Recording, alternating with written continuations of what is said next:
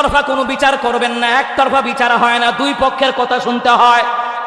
আমার বিরুদ্ধে আপনি লিখবেন, আমার কাছে ফোন দিয়ে আপনি যাইনা লইবেন ঘটনা কি হয়েছে, আপনি না যাইনা হুট করে বলে দিলেন, এটা তো আপনি চরম অপমান করলেন, এটা চরম মিথ্যাবাদীর আশ্রয় নিলেন। মুসলমান ইমামদাররা আপোষেই কিভাবে যে জ্ঞানদাম লাগতেছে, গোটা বাংলার জমিনে দেখলে বোঝা যায় কোন ইসলামী দল ঐক্যবদ্ধ হচ্ছে না। মুখে কই ঐক্যবদ্ধ হবে, কিন্তু দলের ভিতরে কোন দল আছে ঐক্যবদ্ধ হতে দেয় না। আমার মনে হয় মেহেদী আলাইহিস সালাম আমার আগ পর্যন্ত মার কিল গুতা না খাইয়া হুজুররা ঐক্যবদ্ধ হতে পারবে না। ইসলামী দলগুলো ঐক্য না হলে ভবিষ্যতে কপালে আরো দুর্গতি আছে। আপনারা লেখা নিয়ে যান, আলেমরা যদি এখনো ঐক্যবদ্ধ না হয়, সমস্ত ইসলামিক দলের তারা যদি ঐক্যবদ্ধ না হয়, ভবিষ্যতে ফিরের সামরাও থাকবে না। আপনি জানেন না, অন্য যে কোনো দল ক্ষমতায় যাবে, ক্ষমতায় যাওয়ার পরে কইব মোল্লা ঠেকাও। কারণ মোল্লা গো লেগে আমরা সিনেমা করতে পারতেছি না, মোল্লা গো লেগে মদ গাজাই আবার ব্যবসা করতে পারতেছি না, মোল্লা গো লেগে ইন্ডিয়ান থেকে গাঞ্জা আইতেছে না, মায়ানমার থেকে ইয়াব্বা আইতেছে না। মোল্লা গড়ে ঠেকাও, মোল্লা গড়ে ঠেকাও, মোল্লা গড়ে ঠেকাও। এই দুনিয়ার জমিনে মোল্লাদেরকে পছন্দ করে না যারা ইসলাম বিদ্বেষী, চায় না তারা মোল্লারা ক্ষমতায় যাক। একজন চিত্রনায়িকা আর কি, কিতা কয়দিন পর দেখেন না অনুষ্ঠান হয়, প্রথম আলো জাতীয় চলচ্চিত্র পুরস্কার, নায়ক নায়িকাদের পুরস্কারের অনুষ্ঠান হয়, অনুষ্ঠান হয়। আর আমার দেশে এত বিশ্বজয়ী হাফেজে কোরআন, এদেরকে দিয়ে সরকার একটা অনুষ্ঠানও করায় না। দেখেন না পদ্মা সেতু উদ্বোধন করছে, হেতে সূরা পড়ছে, যে কিতাব পড়ছে, আল্লাহর গজব পড়ছে। মুসলমান ইমামদারা কথা কোনে দুঃখে বলছে, একজন নায়ক আইসা মিডিয়াতে বলতেছে মোল্লারা ক্ষমতায় গেল তো আঙ্গ সিনেমা করতে পারতাম না, তাহলে ওই সময় ধার্মিক সিনেমা বানাইব। চিন্তা করছেন নি কারবার? মানে মোল্লারা ক্ষমতায় গেলে ওরা সিনেমা করতে পারত, এখনই টেনশন। চিন্তা করছেন যে মোল্লারা ক্ষমতায় গেলে ওরা সিনেমা হল করতে পারবে না, এখনই টেনশন শুরু হয়ে গেছে। তাহলে আপনি কি মনে করছেন এই দেশের 16 কোটি জনগণ মুসলমান, আর মুসলমান হলেই যে ইসলামকে ভালোবাসে তা না, এরাও তলে তলে ইসলামের বিরুদ্ধে কথা বলে, কথায় কথায় নাস্তিক হয়ে রয়েছে, এমন আছে না নাই? আমার প্রিয় বাবারা ভাইয়েরা, ভুলে গেলে চলবে না, আমরা এখানে মুসলমান ইমানদারেরা, আমরা এখানে মুসলমান, আমাদের ভোটটা ইসলামী দলের মধ্যেই দেওয়া লাগবে। ইসলাম প্রতিষ্ঠা চেষ্টার আন্দোলন করা লাগবে। ইসলাম প্রতিষ্ঠা হোক বা না হোক, আপনি ইসলামের জন্য কথা বলবেন, কোরআনের জন্য কথা বলবেন, কথা কোনটি কিনা? ও মুসলমান ইমানদারেরা, কিন্তু সাবধান সাবধান, আমরা ইসলামী দল যদি ঐক্যবদ্ধ হয়ে যায়, কোরআনের রাজ কায়েমের ক্ষেত্রে কেউ ঠেকায়া রাখতে পারবে না, ঠিক কিনা? আমার প্রিয় বাবারা ভাইয়ারা, ও মুসলমান ইমানদারেরা, এই জায়গায় আসলেন, আমরা এখানে ওলামায়ে কেরাম আছে, হাফেজে কোরআন আছে, জোরে কোন আছে না নাই? এই যে হাফেজ আলেম তৈরি হলো, আল্লাহর কথা কয়, কোরআনের কথা কয়, কোরআন তেলাওয়াত করে বিশ্বজি হাফেজ হয়, মুফতি মুহাদ্দিস হয়। আপনারা বলুন তো, মাদ্রাসায় পইরা নাকি না পইরা? পড়ার কথা কোরআনে বলছেন কে? আমার তিলাওয়াত আয়াতে আল্লাহ তাআলা এই কথাটাই বলছেন। আল্লাহ তাআলা বলছেন, বিসমিল্লাহির রহমানির রহিম, ইকরা বিসমি রাব্বিকাল্লাযী খালাক, খালাকাল ইনসানা মিন আলাক, ইকরা ওয়া রাব্বুকাল আকরামুল্লাযী আল্লামা বিল কলাম, আল্লামাল ইনসানা মা লাম ইয়ালাম। আল্লাহ তাআলা এখানে পড়ার কথা বলছেন, ইকরা বিসমি রাব্বিকাল্লাযী খালাক, পড়ুন আপনার প্রভুর নামে, যেই প্রভু আপনাকে সৃষ্টি করেছে। এবার আমরা এখানে যারা আছি, আপনারা বলেন, আমাদেরকে সৃষ্টি করেছেন কে? আল্লাহ তাআলা বললেন, তোমাদেরকে সৃষ্টি করেছি, কিন্তু পড়ার ব্যাপারে যদি আমাকে শিক্ষা গ্রহণ করা লাগবে, পড়তে হলে শিখতে হবে, আর শিক্ষার জন্য ফ্যাক্টরি হলো মাদ্রাসা, কথা কোনটি কিনা? এই দ্বীনি শিক্ষা হলো, মুসলমান ইমানদারেরা, এই দ্বীনি শিক্ষা হলো জাতির মেরুদণ্ড। দ্বীনি শিক্ষা ছাড়া জাতির মেরুদণ্ড, অন্য কোনো শিক্ষা জাতির মেরুদণ্ড নয়। কোরআন হাদিসের শিক্ষাই হলো জাতির মেরুদণ্ড, কথা বলেন ঠিক কিনা? এইটারও কারণ আছে, অনেক জায়গায় পোস্টারে নেতার নাম না থাকলে মাহফিল বন্ধ করে দেয়, এমন ইতিহাস 16 বছর আমরা কাটায় আইছি, কথা কোন ঠিক কিনা? আজকে হিসাবে নেতার নাম উপরে নাই, বক্তাদের নাম এমনই হওয়ার দরকার, পোস্টারের নাম, ঠিক কিনা? কারণ পৃথিবীর জমিনে, আসমানের নিচে, জমিনের উপরে সবচেয়ে দামি ব্যক্তি হলো তারা উলামায়ে কেরাম যারা, ঠিক কিনা? মুসলমান ইমামদাররা, এই উলামায়ে কেরাম এই মাদ্রাসা থেকে তৈরি হবে। এই মাদ্রাসায় উলামায়ে কেরাম ছাত্রদেরকে শিক্ষা দিয়ে থাকেন। উলামায়ে কেরাম এখানে আমার চেয়ে ভালো ভালো আলেম, যোগ্যতা সম্পন্ন আলেম আছে না নাই? মুসলমান ইমামদারেরা, এই মাদ্রাসাগুলোর মধ্যে কোরআন পড়ানো হয়, হাদিস পড়ানো হয়, সুন্নতের তাবেদারি বানানো হয়। এই বিশাল কোরআনের মঞ্চে আমরা যে আসতে পেরেছি, সবাই পড়ছি আলহামদুলিল্লাহ। আর জোরে করে আল্লাহু আকবার। আর ইমানে আওয়াজ দিয়ে বলেন আল্লাহু আকবার কবীরা ওয়ালহামদুলিল্লাহি হামদান কাসীরা ওয়াসাব্বিহুহু বুকরাতান ওয়াসীলা। প্রশংসা করলাম কার? আরো জোরে বলেন কার? আল্লাহ কয় বান্দা আমার প্রশংসা করো। বান্দা কয় আল্লাহ কেমনে করবো বইলা দেন। আল্লাহ তাআলা বলেন আউযু বিল্লাহি মিনাশ শাইতানির রাজীম বিসমিল্লাহির রহমানির রহিম।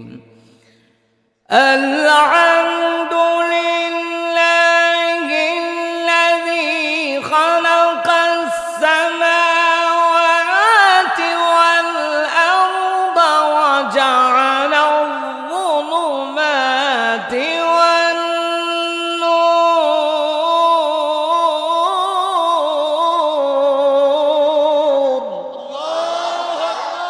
আল্লাহ তাআলা বলেন বান্দা আমার প্রশংসা করো। বান্দা কয় আল্লাহ কিভাবে করব?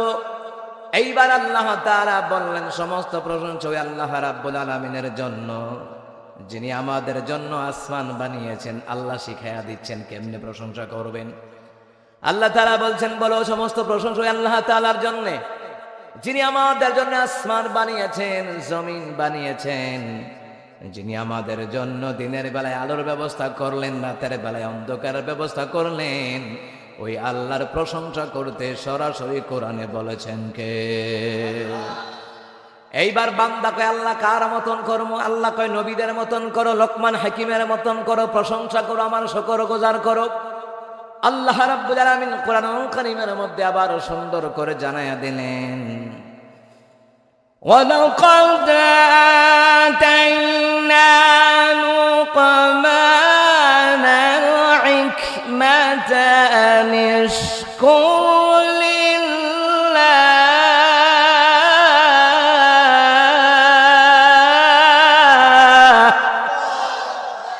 আল্লাহ তাআলা বলেন বান্দা, ও বান্দা, লোকমান হাকিমের মতন শুকর গুজার করো। আল্লাহ বলছেন আমি অবশ্যই লোকমান হাকিমকে জ্ঞান দিয়েছিলাম, আমি অবশ্যই লোকমান হাকিমকে প্রজ্ঞা দান করেছিলাম, মেধা দান করেছিলাম, যাতে করে লোকমান হাকিম শুকর আদায় করবে কার? এখানে আমরা যারা আছি, আমরা যদি আল্লাহ শুকর আদায় করে আল্লাহ নিয়ামত বাড়ায়া দিবেন। নিয়ামত বাড়ায়া দিবেন কে? আর জোরে বলেন কে? ও মুসলমান ইমানদারেরা, আল্লাহ তাআলা নিয়ামত দিলেন। আল্লাহ তাআলা আমাদেরকে এত সুন্দর করে মানুষ বানায়া, এত সুন্দর করে দুনিয়ার জমিনে একা একা ছেড়ে দেন নাই। মানুষ বানাবার আগে আসমান বানিয়েছেন কে? জমিন বানিয়েছেন কে? আল্লাহ তাআলা আসমান বানিয়েছেন, জমিন বানিয়েছেন। আল্লাহ তাআলা দিনের পরে রাত দিয়েছেন, রাতের পরে দিন দিয়েছেন। এটা বুদ্ধিমানরা বুঝবে, জ্ঞানীরা বুঝবে, আবু জাহেল মার্কা লোকেরা বুঝবে না, ঠিক কিনা? জ্ঞানীরা বুঝবে। জ্ঞানী যারা, জ্ঞানী হলো কারা? উলামায়ে কেরাম যারা, আল্লাহওয়ালা যারা, নবীওয়ালা যারা, আল্লাহর হুকুম মানে যারা, রাসূলুল্লাহর তাবেদারি করে যারা, জ্ঞানী হলো তারা। আল্লাহ তাআলা বললেন মুসলমান ইমানদারেরা ইন্না ফি খালকিস সামাওয়াতি ওয়াল আরদি ওয়াখতিলাফিল লাইলি ওয়ান নাহার ওয়াখতিলাফিল লাইলি ওয়ান নাহার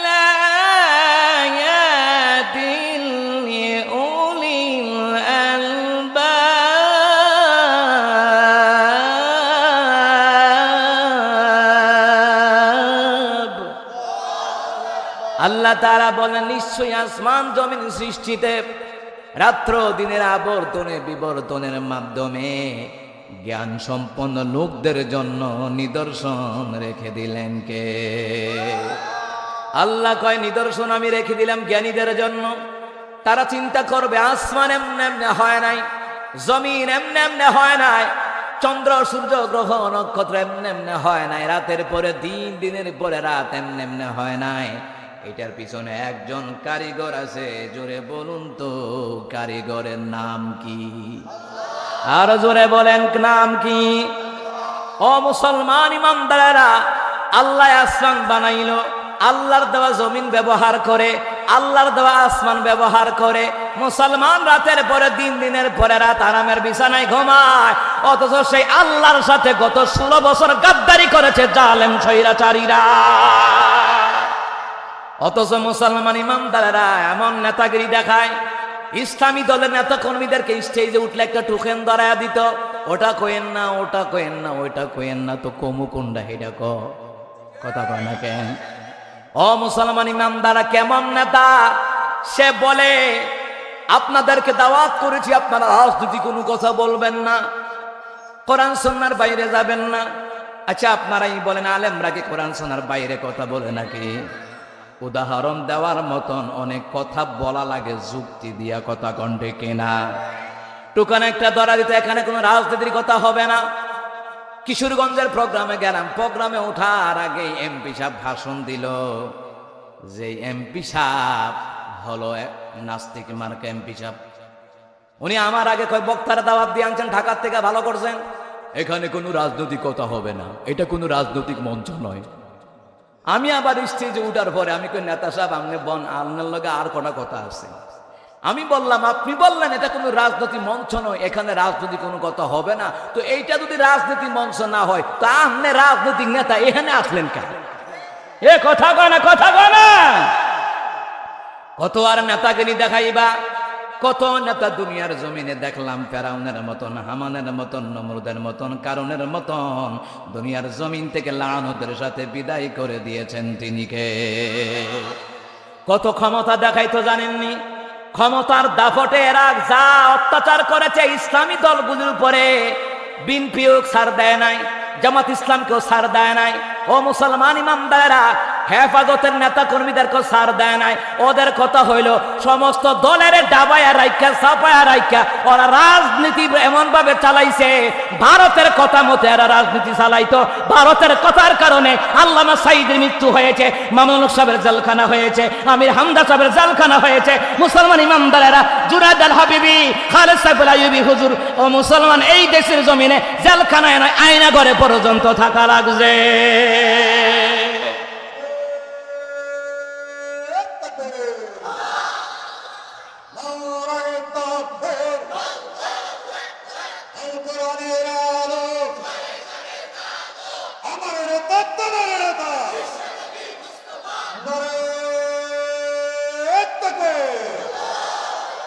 ও মুসলমান ইমানদারেরা, রাজনীতির নামে তারা যা করেছে সেই হিসাবে বিএনপি জামাত তোরা যাওয়ার পরে কোনো কিছুই করে নাই। তোমরা যা করছো সেই তুলনায় কিছুই করে নাই, কথা কোন ঠিক কিনা? এরপর একজন নেতা ঢাকায় আমার সাথে বলতেছে, হুজুর বিএনপি জামাতের লোকেরা শত হইলেও ভালো আছে, এরা যদি হইতো আমাদের 10,000 নেতা কর্মী মাইরা লাইতো, আপনারা সকলে মিললে মাইরা লাইতেন, ভালো আছেন। আমি কই, না না, মারামারি দরকার নাই। তবে যারা দেশদ্রোহী, দেশের ক্ষতি করেছে, দেশের হাজার কোটি টাকা বিদেশে পাচার করেছে, এদের বিচার বাংলার জমিনে হওয়া লাগবেই লাগবে, ঠিক কিনা?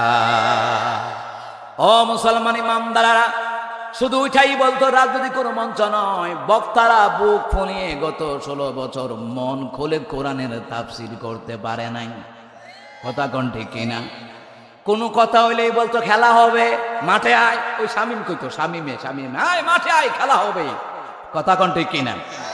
এই জন্য আমগর রফিকুল্লাহ আফসারি কই, তুই সিটিং এ না, কথা কোন ঠিক কিনা?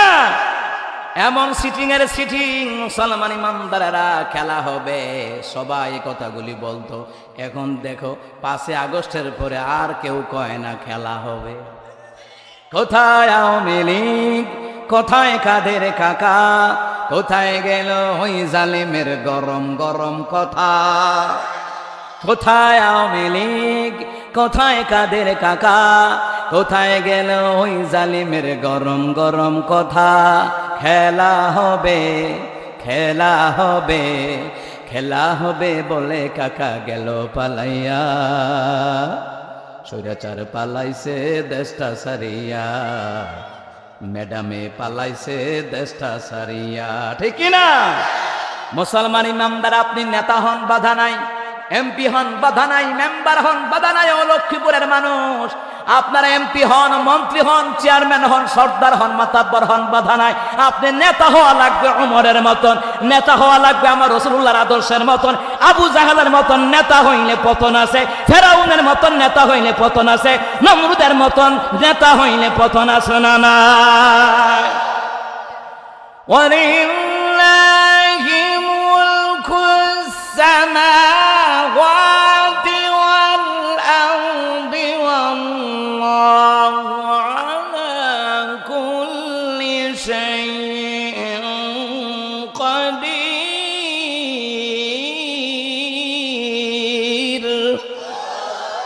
আল্লাহ তাআলা বলেন, আসমান এবং জমিনের বাদশাহী আমার, আসমান এবং জমিনের ক্ষমতা আমার, আসমান এবং জমিনের রাজত্ব আমার।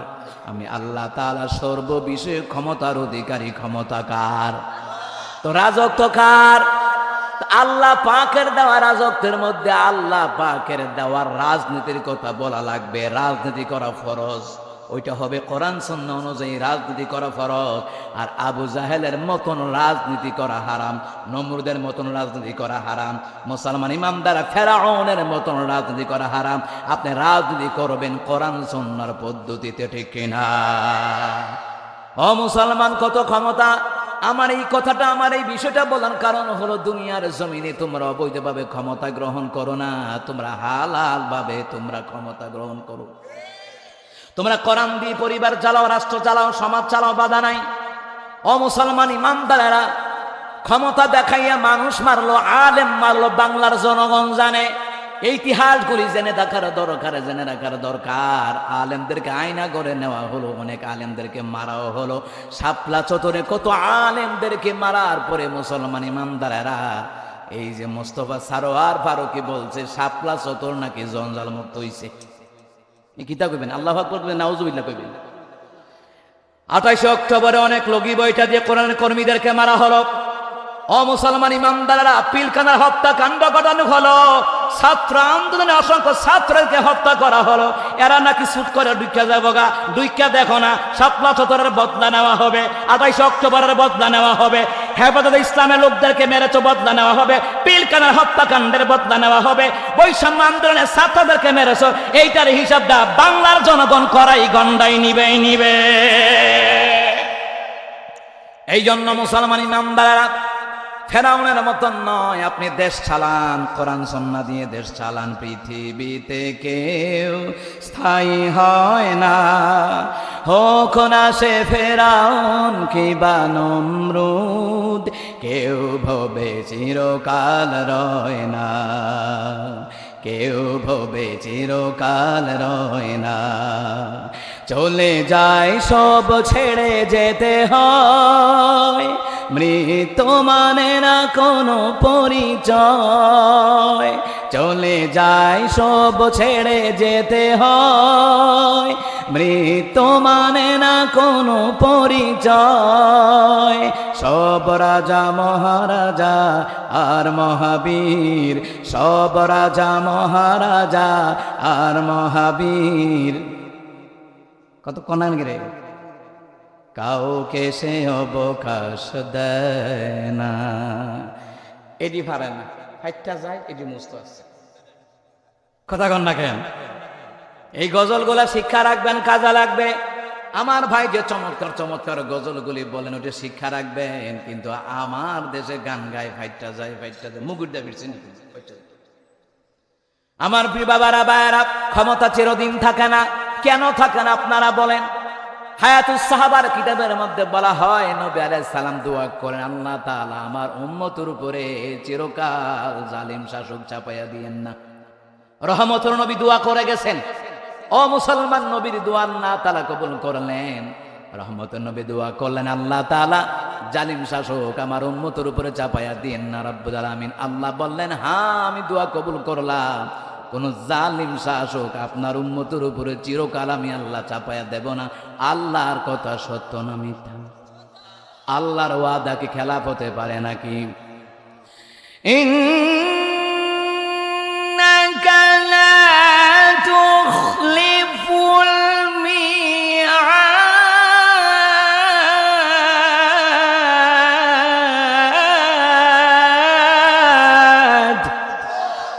নিশ্চয় আল্লাহ তাআলা ওয়াদা ব্যতিক্রম করেন না, প্রতিশ্রুতি ব্যতিক্রম করেন না। আল্লাহ যে পতন ঘটায়া দেওয়ার কথা বলছেন, আল্লাহর ওয়াদা সত্য না মিথ্যা? আল্লাহর ওয়াদা সত্য। সত্য হওয়ার কারণ হইতো ওরা টার্গেট দিছে 41, আল্লাহ কয় 24। কথা কয় না, কথা কয় না। আল্লাহ কয় এরা টার্গেট দিল 41, আল্লাহ কয় কাম হইতো না 24। আমরা এখানে যারা আছি আমরাও ভাবছিলাম 41 সারা বোধহয় নামতো না। কথা কন না কেন? সত্য কথা যেটা, আমরাও ভাবছি মনে হয় 41 সারা নামতো না। আল্লাহ তাআলার পরিকল্পনা বড় অবাক করার বিষয়, আশ্চর্যের বিষয়, বিস্ময় করার বিষয়। আল্লাহ তাআলার পরিকল্পনার খবর কেউ জানে না। মানুষে ভাবছি, আমরাও ভাবছি আরে আমার এলাকা থেকে আমারে ভয় দেখাইতো, এলাকায় আইতে পারবি না। আমার বাপ মাও জানে না, 14 বছর ধরে নিজের এলাকায় ভালো করে 2 রাত শান্তি বাপ মার লগে থাকতে পারি নাই। কিন্তু আমার বাপ মাও জানে না, হয়তো মিডিয়ার মাধ্যমে জানবে। আমার বাপ মাও জানে না এলাকায় ঢুকবো যাবো, ওরা দেখতে প্রোগ্রাম করে হুমকি দিয়া দিত আপনি এলাকার বাইরে যান। কত হুমকি দুমকি মুসলমান ইমানদারেরা। এরপরে আমার এলাকার কিছু নেতা ভাতি নেতা আছে, এরা কইতো আপনি জানেননি, আপনি জানেননি কি তৈব ভবিষ্যতে? আমি কি তৈব মাড়ি বুঝুন তো আওয়ামী লীগ করতে হইব। কথা বুঝেন নাই? মানে মাড়ি হইজুন তো আওয়ামী লীগ করতে হইব। আওয়ামী লীগ ছাড়া কিচ্ছু থাকতো না। তো আমি কি তোমরা আওয়ামী লীগের তারা মান না? তা মারা গেলে তো কবরে হুতাও খা, কবরে তো বিএনপি আছে, জামাতের লোক আছে, এরপরে জাতীয় পার্টির লোক আছে, ওখানে তো ওরা কজ্জাকুজ্জি করবো।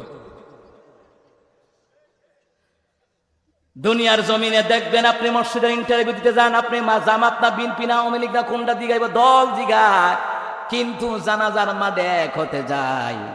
কবরে দাফন করার পরে সমস্ত দলের তারা একই কবরে হতে, কিন্তু দুনিয়াতে দল বিদল কুদাকুদি। কথা কয় না, কথা কয় না। আমারা কয় তখন যখন সরকারের পতন হইলে আমি আবার হেতারে মেসেজও কইছি, কি তারে তুই না কইছিলি মাটি হইজন আওয়ামী লীগ করবো, তখন কই তোরা যারা মা কইতি তোরারে ভালাই দিয়ে গেছে গা, এটা আসলে আসল মা না, এটা নকল মা। এ কথা কয় না রে। আসল মা যাদের আছে, রোগ বিমার সন্তানের হলে মা দোয়া করে, আল্লাহ আমাকে রোগ দাও, আমার সন্তানদেরকে দিও না। আর নকল মা যখন দেখছে পেদানি খাইব, পলায়া গেল মামুর বাড়ি দিল্লিতে। আল্লামা সাইদি রাহিমাহুল্লাহর কথাটাই শেষ পর্যন্ত সত্যে পরিণত হয়ে গেল। এই কথার দ্বারা বোঝা যায় উনি একজন আল্লাহর আউলিয়া ছিলেন। ওয়াজে বেনজির কিতাবের মধ্যে এসেছে, ফিআলুল হাকিম লা ইয়াহমিলু আনিল হিকমা, জ্ঞানী ব্যক্তির কোনো কাজ কোনো কথা অযুক্তি নয়, খুঁজে দেখো সবগুলা যুক্তির।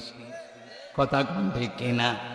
ও মুসলমান ইমামদাররা, যা ভয় দেখাইতো আর কয় 41, আল্লাহ কয় চিন্তা করিস না আমার বান্দা বান্দিরা 24।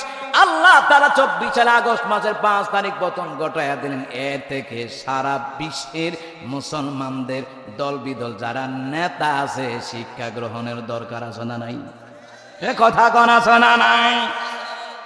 তো রহমতুল নবীজি দোয়া করলেন, আল্লাহ দা আমার উম্মতের উপরে জালিম সরকারের চাপাইয়া দিন না। আমরা সকলে ভয়ের মধ্যে আছিলাম। আল্লাহ কই চিন্তা করিস না, 24 চালাইতে আছে। তো আল্লাহ যে বললেন, হাবিব আমার, আপনার উম্মতের উপরে কোনো জালিম শাসক চিরকাল চাপাইয়া দেব না। ওই যে আফগানিস্তান আমেরিকা চালাইতো, এখন আফগানিস্তান কোরআন দিয়ে দেশ চালায়। মহিলাদের জন্য মহিলা শিক্ষিকা, মহিলাদের জন্য মহিলা চিকিৎসক, সুবহানাল্লাহ নাই? এবং মহিলাদের কাপড় মহিলা টেলারে বানাইবো, বেড়াইতে না, বেড়াইতে না। ও মুসলমান ইমানদার, ঢাকার জমিন একজন সহজ সরল মানুষ আছিল, খেয়াল করেন। উনি কি করতো? রিক্সা দিয়ে ওনার বড় ডাক্তারের কাছে পাঠাইতো। উনি একটা বোতলের পানি লইয়া সিটটা আগে মুছতো, কোন বেটা বইছে কে জানে, ইহানো দা আমার বউটা বইব, ইহানো গাছার আর বন যাইতো না, এবারটা ধুইয়া দিত না আমার বউ। চিন্তা করেন, এমন আগলে দিনে মানুষ আসে না সহজ সরল? আল্লাহু আকবার বলবেন না? মুসলমান ইমানদারেরা আফগানিস্তানের মানুষদেরকে নিয়ে কত মানুষ কত কথা বলেছে, মুসলমান ছাড়া ইহুদিরা কত কটাক্ষ করেছে। আজকে আফগানিস্তান গোটা বিশ্বের মধ্যে 14 ধাপ এগিয়ে আছে। আল্লাহু আকবার বলেন না? কোরআন দিয়ে দেশ চালালে লস নাই, কোরআন দিয়ে দেশ চালালে লস নাই। কোরআন দিয়ে দেশ চালাবেন মুসলমান ইমানদারেরা, মনে রাখবেন দুর্নীতি কমে যাবে, টেন্ডারবাজি কমে যাবে, ইফটিজিং কমে যাবে, মদ গাঁজা ইয়াবার ব্যবসা কমে যাবে, সুদের পরিহারও কমে যাবে। কথা কোন ঠিক কিনা? মুসলমান ইমানদারেরা, আমার ভাইয়েরা, রহমতের নবী আরেকটা দোয়া করেন, আল্লাহ তাআলা আমার উম্মতের মধ্যে আপনি কাউরে গরিব বানায়েন না। সুবহানাল্লাহ বলবেন না? একটু আগে আমার ভাই কারি মান্নান ভাই যে কালেকশন করছেনি, এই কারি মান্নান ভাই কালেকশন করছে না? এই কালেকশনে আপনারাও টাকা দিয়েছেন, অনেকে দেন নাই, টাকা দিয়েছেন। আল্লাহ কয় হাবিবুল্লাহ, আপনার উম্মতের মধ্যে কি আমি আল্লাহ চিরকাল গরিব বানায় রাখবো না? তারা যখন দান সদকা করবে, এই দান সদকার দ্বারা আমি আল্লাহ তাআলা তাদেরকে আমি আল্লাহ ধনী বানায়া দেব। আর আওয়াজ করে কোন সুবহানাল্লাহ। কেমনে ধনী বানাবেন? মুসা কালিমুল্লাহ রাস্তা দিয়ে যায়। মুসা কালিমুল্লাহ নাম শুনছেন নি? নরম না গরম? কথা কয় নরম না গরম? এখন গরম কথা কইলে কয় বেয়াদব, ঠিক না? তো মুসাও তো গরম আছিল, মুসারা বেয়াদব কম না খা। হক কথা যারা বলে এরা বেয়াদব নয়, হক কথা যারা বলে জোরে বলুন তো তারা কার দল? মাঠে ময়দানে অনেকে হক কথা বলে কিন্তু নিজেরা মানতে পারে না, বিপক্ষে গেলে কথা কয় না, নিজেরাই মানতে পারে না, বিপক্ষে গেলে দিনের বেলায় বক্তাদের বিরুদ্ধে পুশ করে, রাতের বেলায় বক্তার কাছে ফোন দিয়া কয় ভাই একটা প্রোগ্রাম দেন, আপনারে রাখলে আমারও রাখবো। এটা কি মুনাফিকি নয়? এ কথা কয় না মুনাফিকি নয়? মুসলমান ইমানদারেরা, মুসা কালিমুল্লাহ গরম গরম বলে হক কথা বলতে, এই জন্য বেয়াদব নয়, তিনিও একজন আদবওয়ালা। কথা কোন ঠিক কিনা? আরে হক কথা বলাই লাগবে, আমার বাবার বিরুদ্ধে যাক, আমার বিরুদ্ধে যাক, সন্তানের বিরুদ্ধে যাক, হক কথা বলাই লাগবে। হক কথা বলার জন্য সরাসরি কোরআনে বলেছেন কে? এটা কি মোল্লার কথা না আল্লাহর কথা? আপনারা যে এখানে আসছেন এখলাস আছে না নাই জানেন কে? অনেকে কয় এর এখলাস নাই, হের নাই, হের নাই, তো তোর আছে নি এখলাস? তোরে কি এখলাসের ডিলারশিপ বানাইছে? কিছু আছে না এমন? আবার কয় ওয়াজ মাহফিল করে লাভ কি হেদায়েত হয় না? তো তোর কপালে হেদায়েত নাই, এই জন্য মাহফিল নিয়ে মন্তব্য করে। কথা কন ঠিক কিনা? যার চরিত্র যেমন ধারণা তেমন। কথা কয় না? কথা কয় না? হে মুসলমান ইমানদারেরা, যার ভিতরে যা ফালদা উঠে তা। কথা কয় না? আমরা বাংলাদেশের জমিনে দেখলাম বজ্রকণ্ঠে ওয়াজ করে, কন্টাক্ট করা যাবে না। এরা ভাইরাল হওয়ার পরে 1 লাখের নিচে এরা নিজেরাই প্রোগ্রাম করে না। তো এটার নাম মুনাফিকি না? কথা কয় না কেন? মুখে বলে এক, অন্তরে আরেক, তার নাম হলো মুনাফিক। ঠিক না? তো মুসা কালিমুল্লাহ নরম না গরম? তো মুসা কালিমুল্লাহ যে গরম, গরমের সময় গরম, নরমের সময় নরম। কিন্তু মুসলমান ইমানদারেরা, আমাদের দেশে আমাদের সমাজের ভিতরে যদি কেউ ভদ্রভাবে চলে তারে নরম মনে করে, তার দুর্বলতার সুযোগ নাই। ঠিক কিনা কন? কিন্তু মুসা কালিমুল্লাহ নরমের বেলায় নরম, গরমের বেলায় গরম। রাস্তা দিয়ে যায়, এক লোক সামনে দেখা রয়েছে, হুজুর কই যান? হুজুর কয় আমি তুর পর্বতে যাই। ও তুর পর্বতে যান, কিটা করতে যান? আমি আমার মাওলার সাথে কথা বলতে যাই। সুবহানাল্লাহ বলবেন না? আমি আমার মাওলার সাথে কথা বলতে যাই। ও আচ্ছা ঠিক আছে হুজুর, যেহেতু আপনি মাওলার কাছে যাইতে আছেন, তা আল্লাহরে জিগায়েন কোন আমল করলে গরিব হয়। আল্লাহর একটু জিগায়েন কোন আমল করলে গরিব হয়। ঠিক আছে জিজ্ঞাসা করব। সামনের দিকে যাওয়ার পরে আর একটা লোক খারাইছে, আর এক খারায় হুজুর কই যান? কয় আল্লাহর সাথে কথা বলবো। তোর চিনাই, তোর পর্বতে যায়, আল্লাহর সাথে কথা বলবেন। আল্লাহরে জিগায়েন কোন আমল করলে ধনী হয়। সুবহানাল্লাহ বলবেন না? ও মুসলমান ইমানদারেরা, মুসা কালিমুল্লাহ গেলেন, সামনের দিকে যাওয়ার পরে আরেকজন মহিলা খারাইছে। মহিলাদের ভিতরে বুদ্ধি আসেনি? সুবুদ্ধি না কুবুদ্ধি? এরা কুটনামি লাগাই বেশি। কথা কয় না?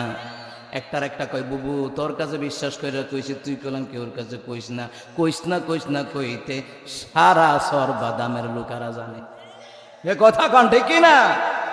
মহিলারা ঝগড়া করে চুলো ধরাধরি করতে 2 মিনিটও লাগে না, পুরুষেরা ঝগড়া করে কুদাকুদি করতে করতে 1 ঘন্টা জায়গা। ও কথা বলে রে। ওই মহিলা জিগায়, হুজুর কোথায় যান? বলে বুড়িমা আমি তুর পর্বতে যাই, আমার মাওলার সাথে কথা বলবো। যান, ভালো কথা, আল্লাহরে জিগায়েন, আল্লাহরে জিগায়েন কোন কাজ করলে নিয়ামত আল্লাহ বাড়ায়া দেয়। মুসা কয় ঠিক আছে জিগামু। মুসা কালিমুল্লাহ গেলেন তুর পর্বতে, আল্লাহর সাথে বিস্তারিত কথাবার্তা বলে এই 3 জন ব্যক্তির ব্যাপারে প্রশ্ন করলেন। প্রশ্ন করিয়া মুসা কালিমুল্লাহ আসতে মাশাআল্লাহ মনোযোগী শ্রোতা, আল্লাহ আপনার হায়াত দাও কোন আমিন। এই মনোযোগী শ্রোতা হইলে ওয়াজ কইরাও মজা, কথা কন ঠিক না? মহিলা জিগায়, হজর জিগাইছিলেন কাহা? জিগাইছি, কয় যাহা আছে তাহা নিয়ে যদি আলহামদুলিল্লাহ বলো, আল্লাহ তাআলা তোমার নিয়ামত আমার আল্লাহ তাআলা বাড়ায়া দিবে। বুড়ি মানুষ বুঝো নাই তো, বয়স যখন বাড়ি পরে যায় মাঝে মধ্যে মেজাজ খিটখিট হয়ে যায়, কথা কয় না। বুড়ি মানুষ আল্লাহ জিজ্ঞাসেন কাহা? জিজ্ঞাসি মুসা কালিমুল্লাহ সুন্দর করে বলেন, বুড়িমা যাহা আছে তাহা নিয়ে পড়েন আলহামদুলিল্লাহ। যাহা আছে তাহা নিয়ে যদি আপনি আমার ওনার শুকর গুজার করেন, আমার আল্লাহ বলছেন নিয়ামত আমার আল্লাহ বাড়া দেব। বুড়ি ঠেলা দিয়া কয়, আল্লাহ আমারে কিতা দিছে? তুমি যে হুনাইলা আমারে। বুড়া মানুষ অনেকে কয় না, যে বাবুরে তুমি যে আমারে হুনাইলা আল্লাহ যাহা আছে তাহা নিয়ে আমারে আল্লাহ কিতা দিছে? আসা না এমন মানব? বুড়া মানুষের কথা আমার কাছে বড় ভালো লাগে। আমার নানা ছিল এইরকম। নানি আমার জিগায়, একসাথে জুমার নামাজও গেছি, ছাত্র মানুষ, আড়াইবারে ইসলামিয়া কামিল মাদ্রাসার নাম শুনছেন আপনি, গোলাম সারোয়ার সাইদি, যিনি করোনার আক্রান্ত হয়ে যিনি দুনিয়া থেকে বিদায় হয়ে গেছেন, আমার উস্তাদ ছিলেন, আমাকে অনেক মহাব্বত করতেন। তো আমার নানি কইতেছে, বুঝা জুতা কার আনছ? ও আরেক জুতা লইছে আমার নানা মসজিদ থেকে, সোহে কম দেখে তো ফাউল লাগছে লইছে। আমার নানা কইতে আইছে, যেটি ভালো লাগছে এটি লই আইছে, এটি আমার। তা আমার না হইলে আমার ভালো লাগবো কা? এমন সজল মানে আছে না, আছে না? আমার বড় ভাল লাগে বুড়া মানুষ। এই বুড়া মানুষ যারা আছে এখানে, হাদিস শরীফের মধ্যে রয়েছে, রাসূল বলছেন এই বৃদ্ধ লোকগুলি মাওলার দরবারে হাত তুললে মাওলা ফিরাইয়া দেয় না। আল্লাহু আকবার বলেন। ও মুসলমান ইমানদার, বুড়ি কয় আল্লাহ আমার কি দিছে? এমনি মুসা কালিমুল্লাহ বললেন, আমি তাকায়া দেখলাম পাশে একটা করে ঘর, প্রবল বাতাস এসে ঘরটারে লয়ে গেছে গা। এই ঘরটা হইল বুড়া বেডির। মুসা কালিমুল্লাহ কই দেখো আল্লাহ যেটা দিছে সেটা লয়ে গেছে গা। আল্লাহ যেটা দিছে সেটা লয়ে, তুমি কইছ আল্লাহ কিতা দিছে? আল্লাহ তাআলা তোমাকে নদীর পারে ঘর বানায়া থাকার মতন তৌফিক দিয়েছে। এই জন্য বুড়ি তুমি অকৃতজ্ঞ হয়ে গেলা। তুমি বললা আল্লাহ কিতা দিছে? যেইটা দিছে সেইটাই লইয়া গেছে গা। আল্লাহ অকৃতজ্ঞ বান্দা বান্দিকে কখনো পছন্দ করে না। মুসা কালিমুল্লাহ চলে আসলেন।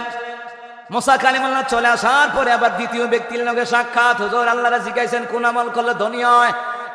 এইবার লোকটা তার বললেন, মুসা কালিমুল্লাহ বললেন, শুনে নাও, যারা দান সদকা করে, গরিব হইলেও দান করে, ধনী হইলেও দান করে, আল্লাহ তাআলা তাদেরকে আজ হোক কাল হোক ধনী বানাইয়া দেওয়ার দায়িত্ব কার।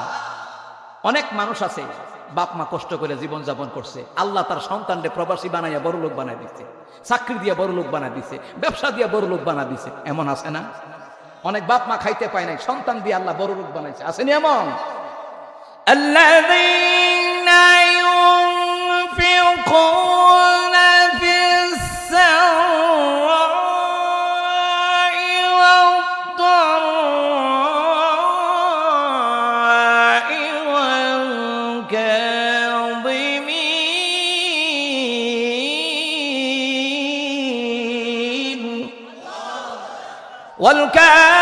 والكاظمين الغيظ والعافين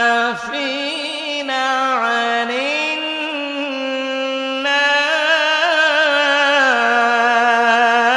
الناس والله يحب المحسنين।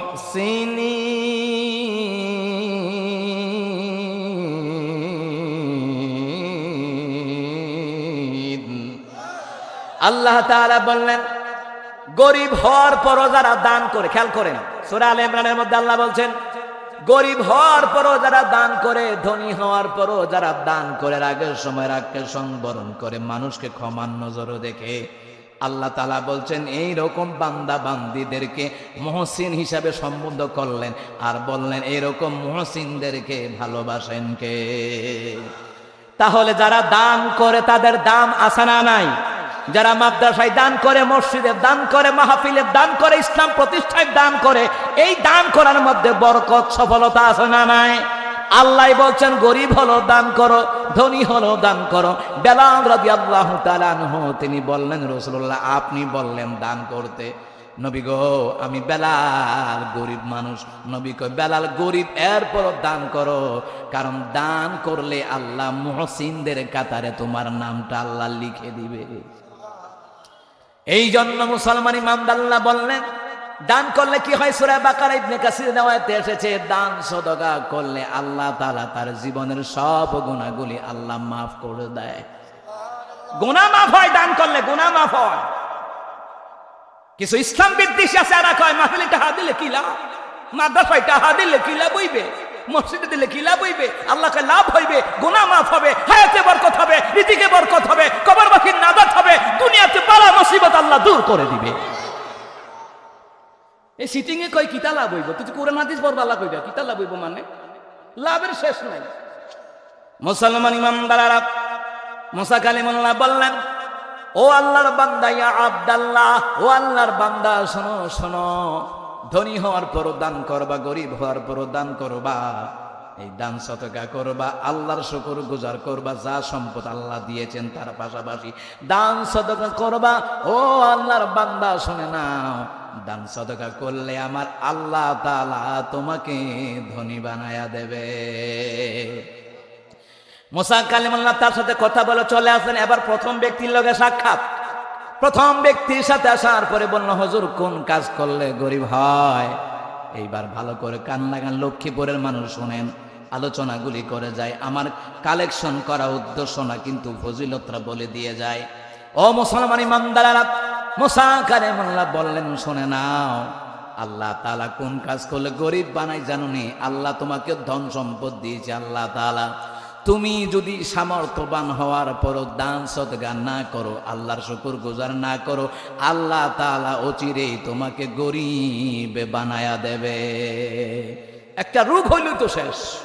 কথা কোন ঠিক কিনা? এই দেশের জমিনে একজন গানাদারের নাম ছিল, একেবারে নাম করা গানাদার, যার নাম ছিল অ্যান্ড্রু কিশোর। শুনছেন না নাম? ওর যখন ক্যান্সার হইল, গাড়ি বাড়ি বিক্রি করে শেষ। সরকারের কাছে বলল, সরকার আমারে ভিক্ষা দেন। কিতা দিতাম? 18 লাখ টাকা দিছে।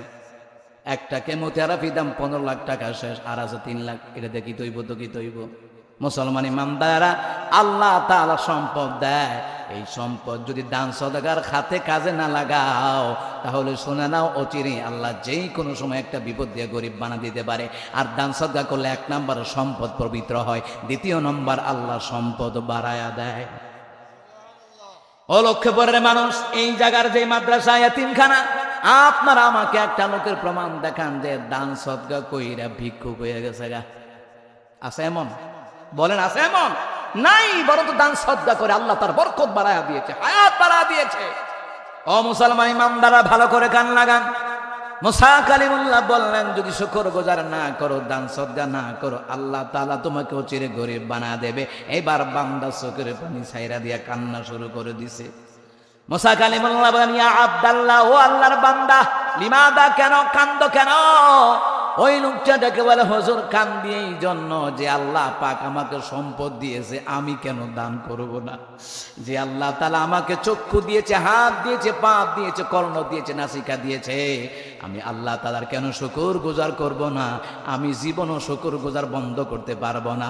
ওগো মুসা কালিমুল্লাহ, জীবনে দান সদকা বন্ধ করব না। মুসা কালিমুল্লাহ কই, তাহলে জীবনে তুমি গরিব হবা না।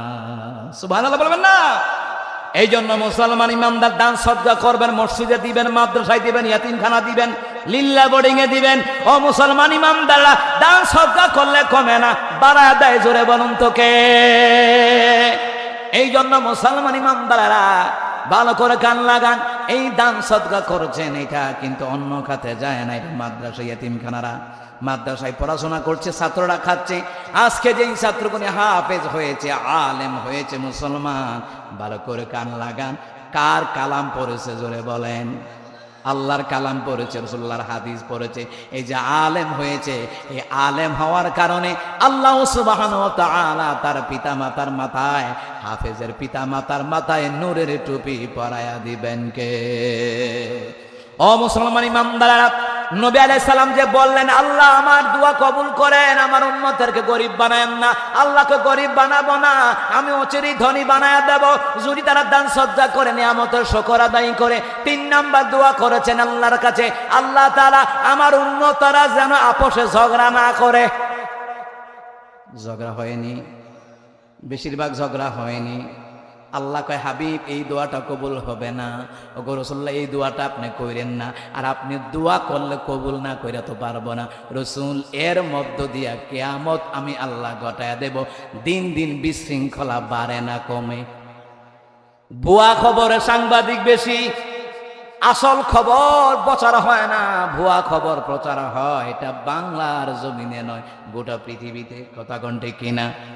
ভুয়া খবর তাড়াতাড়ি প্রচার হয়। মারামারি, এই যে মারামারিটা আপোষে হয়ে যায়, আপনারা কে মারলো সে নিজে জানে না, আপনি বা কেন মরলেন সে নিজেও কইতে পারবে না। নবী আলাইহিস সালাম বলেছেন, ১৫০০ বছর আগে বলেছেন।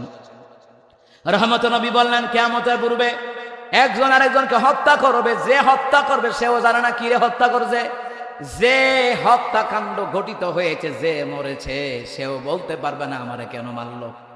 এই জামানায় জনয় বর্তমান পৃথিবীতে, বিশেষ করে বাংলার জমিনে বোধহয় দেখা যায়, ঠিক কিনা? আমাদের ব্রাহ্মণবাড়িয়ার খবর লন, কেমন মারামারি। আরে এমনও ঘটনা গেছে ব্রাহ্মণবাড়িয়া, আরো কত জেলায় মারামারি গেছে এমন বিষয় নিয়া। পাকার পা দ এটা লইয়া ৪২ জনের মতন আহত হয়ে গেছে, এটা লইয়া ৯২ লাগছে, ৯২ দোকানে গেছে। আজাই রাখা ফটর ফটর করে নিয়ে আসে না দোকানে, মানে হ্যাঁ স্পিকার হইছে সকলে তার, বুঝেন নাই? হ্যাঁ মানে স্পিকার, মানে দোকানটা একটা সংযোগ ভবন বানাই লিখছে। দোকানে বইয়ে সেটাই আও কইব না, মোল্লারা দেশটা খাই লিখছে। আর হ্যাঁ ডিজিটাল বানাইছে, কথার কথাই খালি মোল্লারা। তো বোয়ার পরে পত্রিকাটা পড়লাম। ওই দিন আমার প্রোগ্রাম ছিল সিলেটে, সিলেট থেকে আসতে আসে চায়ের দোকানে বসছি। চার দোকান করে হুজুর নেন পত্রিকাটা ভরেন, পড়তে আসি। বইরা দেখি রে ৪২ জন আহত, কিতা লইয়া? বাতাস লইয়া। বাতাস বুঝুন তো, দুর্গন্ধযুক্ত বাতাস, এইটা লইয়া, এইটা লেগে ৪২ জন আহত। আমি কে ইন্না লিল্লাহ, কামড়া করছি কিতা। এটার বিস্তারিত ঘটনাটা বললাম। পড়ার পরে দেখলাম ২ জন চায়ের দোকানে বসে চা খাইতো।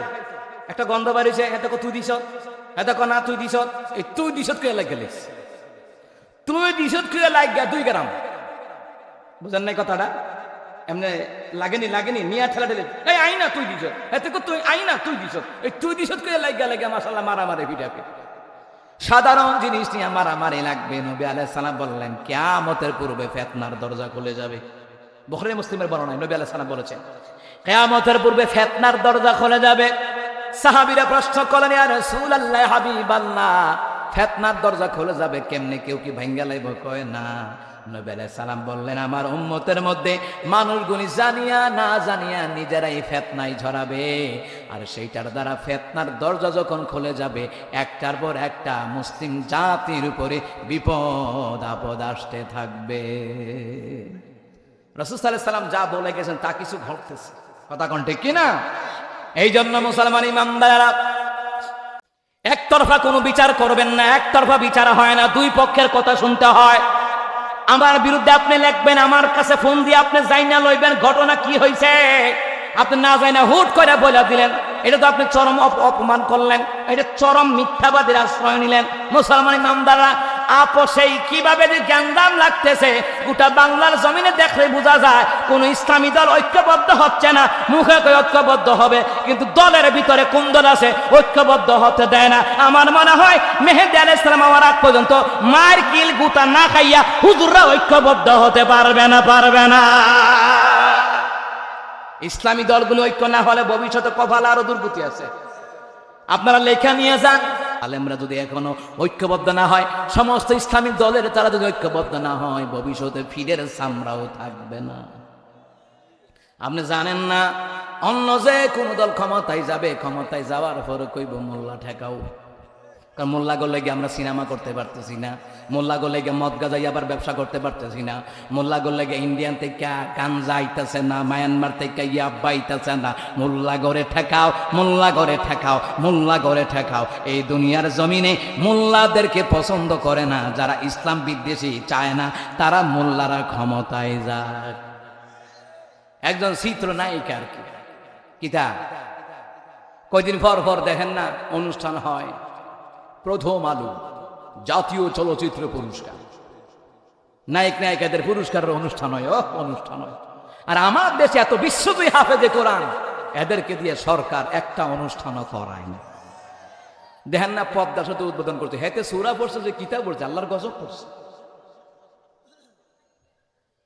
মুসলমান ইমামদারা কথা কোনে দুঃখে বলছে, একজন নায়ক আইসা মিডিয়াতে বলতেছে মোল্লারা ক্ষমতায় গেল তো আঙ্গ সিনেমা করতে পারতাম না।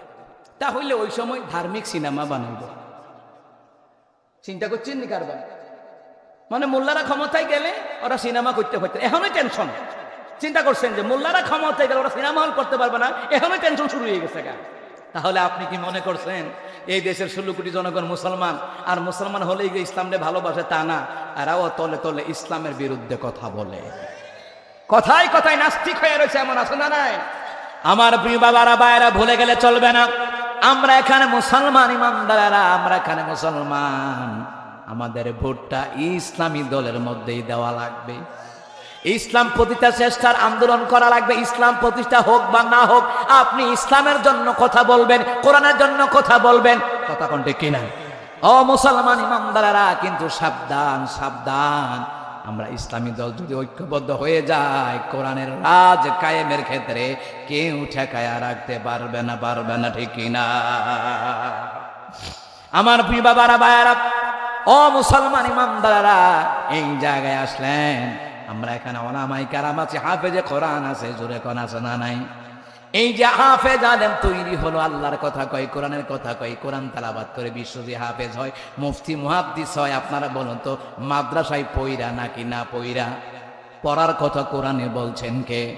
আমার তিলাওয়াত আয়াতে আল্লাহ তাআলা এই কথাটাই বলছেন। আল্লাহ তাআলা বলছেন, বিসমিল্লাহির রহমানির রহিম, ইকরা বিসমি রাব্বিকাল্লাযী খালাক, খালাকাল ইনসানা মিন আলাক, ইকরা ওয়া রাব্বুকাল আকরামুল্লাযী আল্লামা বিল কলাম, আল্লামাল ইনসানা মা লাম ইয়ালাম। আল্লাহ তাআলা এখানে পড়ার কথা বলছেন, ইকরা বিসমি রাব্বিকাল্লাযী খালাক, পড়ুন আপনার প্রভুর নামে, যেই প্রভু আপনাকে সৃষ্টি করেছে। এবার আমরা এখানে যারা আছি, আপনারা বলেন, আমাদেরকে সৃষ্টি করেছেন কে? আল্লাহ তাআলা বললেন, তোমাদেরকে সৃষ্টি করেছি। কিন্তু পড়ার ব্যাপারে যদি আমাকে শিক্ষা গ্রহণ করা লাগবে, পড়তে হলে শিখতে হবে, আর শিক্ষার জন্য ফ্যাক্টরি হলো মাদ্রাসা। কথা কোনটা কিনা? এই দ্বীনি শিক্ষা হলো, মুসলমান ইমানদারেরা, এই দ্বীনি শিক্ষা হলো জাতির মেরুদণ্ড। দ্বীনি শিক্ষা ছাড়া জাতির মেরুদণ্ড, অন্য কোন শিক্ষা জাতির মেরুদণ্ড নয়। কোরআন হাদিসের শিক্ষাই হলো জাতির মেরুদণ্ড। কথা বলেন ঠিক কিনা? ও মুসলমান ইমানদারেরা, এই আয়াতটা তখন নাযিল হয় যখন নবী হেরা গুহায় গেলেন। এই হাদিসটা তাফসীর ইবনে কাসিরের মধ্যে এসেছে। আম্মা আয়েশা রাদিয়াল্লাহু তাআলা আনহা তিনি রিওয়ায়াত করেন, নবী আলাইহিস সালাম খাবার পানীয় নিয়া তিনি চলে গেলেন হেরা গুহায়। মক্কা থেকে ৭,০০০ ফিট উপরে হেরা গুহায়। অনেকে যারা হাজী সাহেব আছেন তারা হয়তো অনেকে গিয়েছেন, আবার অনেক যুবক মানুষও শক্তির কারণে যেতে পারে, আবার অনেকে যাইতে পারে না। ৭,০০০ ফিট উপরে হার্ট বিট পর্যন্ত বন্ধ হয়ে জায়গা, এমন কষ্ট হয়, ঠিক কিনা কন? অনেক কষ্ট হয়। ওনারা গিয়েছেন, ওনারা বুঝেন। আমার নবী সাল্লাল্লাহু আলাইহি সাল্লাম থাকাকালীন দুনিয়ার জমিনে এত কষ্ট করে যে গিয়েছে, ওই সময় তো কোনো সিঁড়ি ছিল না, ওই সময় কোনো রেলিং ছিল না। ইলমে দ্বীনের জন্য, ইলমে ওহীর জন্য নবী আলাইহিস সালাম কত কষ্ট করে হেরা গুহায় গেলেন। আর বাড়ির কাছে মাদ্রাসা, ইলমে দ্বীনের প্রতিষ্ঠানের পরও নাতিরে দেয় না, সন্তানদারও দেয় না। আবার দিলেও টাকার হিসাব করে এত টাকা লাগবো কা। কিন্তু অঙ্ক ইংরাজি প্রাইভেট পড়ায় হাজার হাজার টাকা দিয়া হিসাব করে না, কিন্তু দ্বীনি শিক্ষার বেলায় 100 বার পর্যন্ত হিসাব করে, ঠিক কিনা? আম্মা আয়েশা রাদিয়াল্লাহু তাআলা আনহা তিনি বললেন, নবী আলাইহিস সালাতু ওয়াস সালাম হেরা গুহায় গেলেন, 3 দিন পর্যন্ত হেরা গুহায় গেলেন। আম্মা আয়েশা বললেন, খাদিজাতুল কুবরা রাদিয়াল্লাহু তাআলা আনহা খাবার পানীয় দিয়ে দিলেন। আম্মা আয়েশা এটা রিওয়ায়াত করছেন। ঘটনা হচ্ছে আম্মা খাদিজা রাদিয়াল্লাহু তাআলা আনহা তিনি বলছেন, খাদিজাতুল কুবরা থেকে নবী আলাইহিস সালাম খাবার পানীয় নিয়ে হেরা গুহায় গেলেন। হেরা গুহায় যাওয়ার পরে নবী আলাইহিস সালাতু ওয়াস সালাম কাঁপতে কাঁপতে খাদিজা রাদিয়াল্লাহু তাআলা আনহার কাছে আসলেন, বলেন, খাদিজা আমাকে কম্বল দিয়ে ঝরায়া পড়ো, কম্বল দিয়ে আঁকড়ে ধরো খাদিজা, আমি বোধহয় বাঁচবো না। আম্মা জান খাদিজা রাদিয়াল্লাহু তাআলা আনহা তিনি বললেন, ওগো রাসূলুল্লাহ, কে বলেছে আপনি বাঁচবেন না? কে বলেছে আপনি বাঁচবেন না? ওগো রাসূলুল্লাহ, আপনি তো মানবতার কল্যাণকামী, আপনি তো দুনিয়ার জমিনে কারো ক্ষতি করেন নাই। ওগো রাসূলুল্লাহ, ওগো রহমতের নবী, কে বলেছে আপনি বাঁচবেন না? ইয়া রাসূলুল্লাহ, ইয়া হাবিবাল্লাহ, ওগো রাসূলুল্লাহ, কে বলেছে আপনি বাঁচবেন না? আপনি তো মানবতার নবী। নবী গো, কি হয়েছে আমাকে একটু বলেন। আম্মা জান খাদিজা রাদিয়াল্লাহু তাআলা আনহার কাছে রহমতের নবী কই, খাদিজা, হেরা গুহায় যাওয়ার পরে কে যেন আমার সিনার সাথে সিনা লাগায়া চাপ দিয়েছে। চাপ দেওয়ার পরে বলতেছে, ইকরা বিসমি রাব্বিকাল্লাযী খালাক। ওগো খাদিজা, এই কথা বলার পরে আমি বলেছি, না, আমি পড়তে জানি না। আবার বলা হলো, ইকরা বিসমি রাব্বিকাল্লাযী খালাক। রাসূল বললেন, আমি পড়তে জানি না। এইভাবে 3 বার। জোরে কোন কয়বার? 3 বারের মাথায় যখন নবী আলাইহিস সালাম সিনার সাথে সিনা লাগায়া চাপ দিয়ে যখন ছেড়ে দেওয়া হলো, এইবার নবী আলাইহিস সালাম পড়তে শুরু করলেন। ওই লোকটা যে আয়াতগুলি পাঠ করে শুনিয়েছে, আমার রাসূলুল্লাহ তা মুখস্থ করে নিয়েছে। মুসলমান ইমানদারেরা, এইবার আম্মা জান খাদিজা রাদিয়াল্লাহু তাআলা আনহা নবী আলাইহিস সালামের এই বাক্যগুলি শুনলেন। শোনার পরে বললেন, ওগো রাসূলুল্লাহ, এটি জাদু মন্ত্র নয়, তন্ত্র মন্ত্র নয়, কোন জাদুকর আপনার কোনো ক্ষতি সাধন করতে পারে না। ওগো রাসূলুল্লাহ, আপনি তো মানবতার নবী। তবে রাসূলুল্লাহ, চিন্তা করার কোনো কারণ নাই। স্ত্রী হয়ে স্বামীরে সান্ত্বনা দেয়, সুবহানাল্লাহ বলবেন না? আর আমার দেশের স্ত্রীর খবর কি? বিউটি পার্লারে না গেলে শান্তি লাগে না, কথা পায় না। মাসে 4 বার যাওয়া লাগে। ঢাকা শহরের কথা বলছি, আপনাদের এলাকার কথা না। মাসে 4 বার বিউটি পার্লারে যায় আমার দেশের খাদিজা। আর রহমতের নবীর বিবি খাদিজা রাদিয়াল্লাহু তাআলা আনহা স্বামীর বিপদের সময় সান্ত্বনা দেয়। আর আমার দেশে বিপদ হইলে পলায়াও জায়গা, এমন খবর আছে না নাই? এ কথা কয় না, আছে না নাই? মুসলমান ইমানদারেরা, আম্মা জান খাদিজা রাদিয়াল্লাহু তাআলা রহমতের নবী ডান হাত মুবারকে ধরলেন। ডান হাত মুবারকে ধরিয়ে বলেন, রাসূলুল্লাহ চলেন, আমার একজন চাচাতো ভাই আছে, তার মধ্যে তাওরাতের ইলম আছে, জবুরের ইলম আছে, ইনজিলের ইলম আছে, আসেন তার কাছে আপনারে লইয়া যায়। তার কাছে গেলে বোঝা যাবে আপনার কাছে কে এসেছিল। আম্মা জান খাদিজা রাদিয়াল্লাহু তাআলা আনহা নবী আলাইহিস সালাতু ওয়াস সালামকে নিয়ে গেলেন ওয়ারাকা বিন নাওফাল, তাফসীরের কিতাবের মধ্যে এসেছে। ওয়ারাকা বিন নাওফালের কাছে নিয়ে গেলেন। নিয়ে যাওয়ার পরে আম্মা জান খাদিজা রাদিয়াল্লাহু তাআলা আনহা ওয়ারাকা বিন নাওফালকে বললেন, ও ওয়ারাকা বিন নাওফাল, শোনো, আমার স্বামী কাঁপতে কাঁপতে হেরা গুহা থেকে আসিয়া বলতেছে, কম্বল দিয়ে জড়ায়া ধরো। ও ওয়ারাকা বিন নাওফাল, কি আমার স্বামীর সাথে ঘটেছে জিজ্ঞেস করো। ওয়ারাকা বিন নাওফাল ওই জামানায়, ওই সময় অন্ধ ছিলেন, চোখে দেখতেন না। তাওরাত, জবুর, ইনজিল কিতাব পড়তে পড়তে অন্ধ হয়ে গেছে গা। আমার দেশে এমনও রেকর্ড আছে, পড়তে পড়তে পাগল হয়ে জায়গা, পড়তে পড়তে অন্ধ হয়ে জায়গা, এমন রেকর্ড আছে না নাই? কথা কোন আছে না নাই? ওই ডালপা ওই দিকে একটা এলাকায় গেলাম, লোকটা পাগল হয়ে গেছে। কয় ব্রিলিয়েন্ট ছাত্র, পড়তে পড়তে ওর ব্রেন আউট হয়ে গেছে। পড়তে পড়তে অনেকে অন্ধ হয়ে যায়। ওয়ারাকা বিন নাওফাল ওই সময় অন্ধ ছিলেন, কিন্তু ওয়ারাকা বিন নাওফাল মুহাম্মদ সাল্লাল্লাহু আলাইহি সাল্লাম, আপনি বলেন কি হয়েছে হেরা গুহায়? আপনি বলেন, আমি তো কানে শুনি কিন্তু চোখে দেখি না, আপনি বলেন। রহমতের নবী সাল্লাল্লাহু আলাইহি ওয়াসাল্লাম তিনি বললেন, হেরা গুহায় গেলাম, তোমার বোন খাদিজা রাদিয়াল্লাহু তাআলার কাছ থেকে খাবার পানি নিয়ে গেলাম, 3 দিন পর্যন্ত ছিলাম ওখানে। গিয়েছিলাম আমি ধ্যানমগ্ন হয়েছিলাম, যখন আমাকে কে যেন সিনার সাথে সিনা লাগায়া চাপ দিল, আমার ব্যথা নয় শুধু, মনে হয় আমার মৃত্যুর উপক্রম হয়ে গেল, মরার উপক্রম হয়ে গেল। আমাকে বলতেছে, কি বলতেছে? ওয়ারাকা বিন নওফেল বলেন, কি বলেছে আপনি আমাকে বলেন। এবার রহমতের নবী সূরা আলাকের 5টি আয়াত তিলাওয়াত করে ওয়ারাকা বিন নওফেলকে শোনায়া দিলেন। ওয়ারাকা বিন নওফেল বললেন, ও মুহাম্মদ সাল্লাল্লাহু আলাইহি ওয়াসাল্লাম, আপনি ভয় পায়েন না, চিন্তা কইরেন না। এই বাক্যগুলি কোনো সাধারণ বাক্য নয়। এই বাক্যগুলি যে নিয়ে এসেছে, আপনার সিনার সাথে সিনা লাগাইয়া চাপ দিয়েছে, ওইটা অন্য কেউ নয়, ওইটা হলো ওই লোক, যেই লোক মুসা কালিমুল্লাহর কাছে ওহী নিয়ে আসতো, যার নাম হলো হযরতে জিবরাইল। আর জোরে পড়েন সুবহানাল্লাহ। মাইকের সাউন্ডটা ঝেরঝের ঝেরঝের করে, সাউন্ডটা স্পষ্ট না। আমার কণ্ঠ কিন্তু এমন বাজে না। আমার বন্ধুরা, আমার বাবারা, চিন্তা করে দেখুন মুসলমান ইমানদারেরা, ওয়ারাকা বিন নওফেল কানে শুনে চোখে দেখে না। এরপরে নবী আলাইহিস সালামের জবান মুবারক তিনি কথাগুলি শুনিয়া বলল, ইয়া মুহাম্মদ ভয় পায়েন না, আমি তাওরাত কিতাব পড়েছি, ইনজিল কিতাব পড়েছি, জবুর কিতাব পড়েছি, আমি সেই কিতাবগুলি পড়ে জেনেছি আখিরি জামানার পয়গম্বর যিনি হবেন তিনি হেরা গুহায় যাবেন, ওখানে সর্বপ্রথম কোরআনের আয়াত নাজিল হবে। সুতরাং ভয় পাওয়ার কোনো কারণ নাই। যেইটা আয়েশা ছাপ দিছে ওইটার নাম জিবরাইল, আর যেই বাক্যগুলি শোনা দিছে ওইগুলা দুনিয়ার সাধারণ মানুষের কথা নয়, ওই কথাগুলি হলো কালামুল্লাহ, আল্লাহ তাআলার কথা। এগুলা হলো আল্লাহ তাআলার কথা। ও মুহাম্মদ সাল্লাল্লাহু আলাইহি সাল্লাম, আমার বড় ভয় হয়। কি হয়? কথাগুলি খেয়াল করেন, ইবনে কাসিরের riwayat। ওয়ারাকা বিন নওফেল বলেন, ও খাদিজা, আমার বড় ভয় হয়। ও মুহাম্মদ সাল্লাল্লাহু আলাইহি সাল্লাম, আমার বড় ভয় হয়। বলে, কিসের ভয়? কয়, এই কোরআনের কথাই যখন তোমার স্বামী যখন মক্কা নগরীতে বলবে, মক্কার লোকেরা তাকে দেশে থাকতে দিবে না। কথা কোন ঠিক কিনা? মক্কার লোকেরা তোমার স্বামীকে থাকতে দিবে না।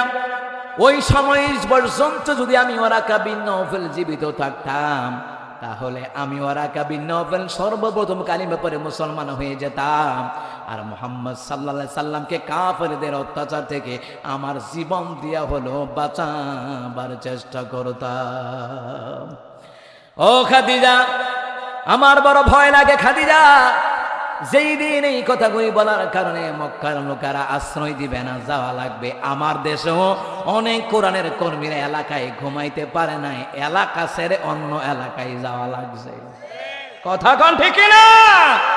অন্য এলাকায় যাওয়া লাগছে কোরআনের হক কথা বলার কারণে। ডক্টর মিজানুর রহমান আজহারী দেশে থাকতে পারে নাই, বিদেশে যাওয়া লাগছে। দেশে থাকলে জেলখানায় ঢুকতো।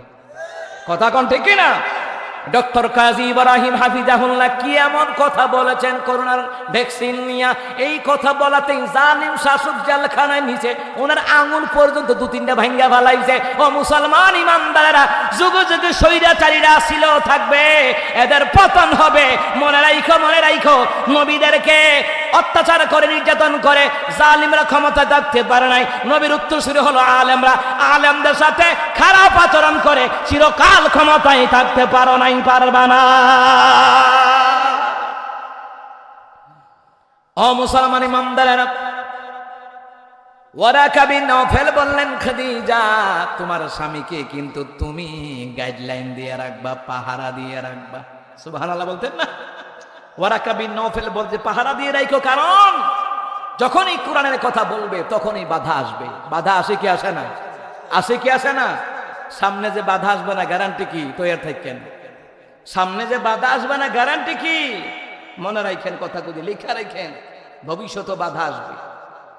জান্না রাখেন মুসলমান, ক্ষমতায় যাওয়ার আগে ইসলামের দোহাই দেয়, যাওয়ার পরে শেষ। ক্ষমতায় যাওয়ার আগে বলে ইসলাম বিরোধী আইন পাস করা হবে না, মদিনা সনদে রাষ্ট্র চালামো, যাওয়ার পরে ক্ষমতায় আবু জাহেলের সনদে রাষ্ট্র চালা। কথা কোন ঠিক না? এই জন্য মুসলমান ইমামদাররা বলছিলাম, নবী আলাইহিস সালাতু ওয়াস সালাম, তিনি নবী আলাইহিস সালাম কথাগুলি শুনলেন। ওই হেরা গুহায় যখন কোরআন নাযিল হলো, নবী আলাইহিস সালাম বারবার পড়তেছেন, জিব্রাইল কোরআন নিয়ে আসলে বারবার নবী আলাইহিস সালাম মুখস্থ করার চেষ্টা করতেন। নবী আলাইহিস সালাম যখন বারবার চেষ্টা করতেন, আল্লাহ তাআলা বলেন, হাবিবুল্লাহ, তাফসীর জালালাইন শরীফের মধ্যে এসে হাবিবুল্লাহ, আপনি বারবার মুতাআলা করা দরকার নাই, জিব্রাইল আপনাকে একবার বলবে, আপনি শুনবেন, আর আমি আল্লাহ তাআলা আপনি যখন একবার শুনবেন, গোটা কোরআনের আয়াতগুলো আমি আল্লাহ তাআলা আপনার সিনার ভিতরে চিরদিনের জন্য আমি আল্লাহ গেঁথে দিব। পাহাড়গুলি আমি আল্লাহর ভয়ে ফেটে বিদীর্ণ হয়ে যেত। ওগো রহমতের নবী, তাহলে আপনারা কি বুঝলেন? এই কোরআনের ইলমের ওহীর লুট নেওয়ার মতন ক্ষমতা পাহাড়ের নাই, আসমানের নাই, জমিনের নাই। ওই কোরআনের ইলমের ওহীর লুট নেওয়ার মতন ক্ষমতা আল্লাহ তাআলা তার রাসূলুল্লাহর সিনার ভিতরে ঢুকায়া দিয়েছে। সুবহানাল্লাহ। আজকে যারা হাফেজ হইলেন, ভবিষ্যতে হাফেজ হবেন, সাধারণ মনে করবেন না। ইলমের ওহীর লুট নিচ্ছেন তারা, তাদের সিনার ভিতরে 30 পারা কোরআন। মুসলমান ইমানদারেরা বুঝেন তো, তাদের সিনাটার দাম আসেনি? কথা কোন আসেনি? এই সিনাটার বড় দাম আছে। নবী কয় শুধু দাম নয়, ও মুসলমান, মাওয়াইজে সিরাজিয়া কিতাবের ভিতরে এসেছে, ওই ইলমের ওহীর লুট যারা নেয়, ইলমের ওহীর জ্ঞান যারা আহরণ করে, এই কোরআনের জ্ঞান যারা অন্বেষণ করে হাফেজ হয়, আলেম হয়, তাদের মর্যাদা এমন, কিয়ামতের ময়দানে তাদের মাথার মধ্যে নূরের টুপি পরায়া দিবেন কে?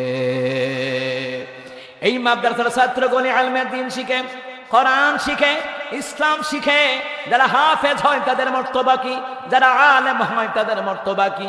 ও মুসলমান ইমানদারেরা, যারা হাফেজ হয়, যারা আলেম হয়, যারা হাফেজ হয়, হালালকে হালাল জেনে, হারামকে হারাম জেনে যারা ঈমান আমল করে, ওই হাফেজগুলি হাসরের ময়দানে যে 10 জনের উপরে জাহান্নাম ওয়াজিব হয়ে গেছে, ওই 10 জন ব্যক্তি কি সুপারিশ করিয়া আল্লাহর তৈরি জান্নাতের মেহমান বানাতে পারবে?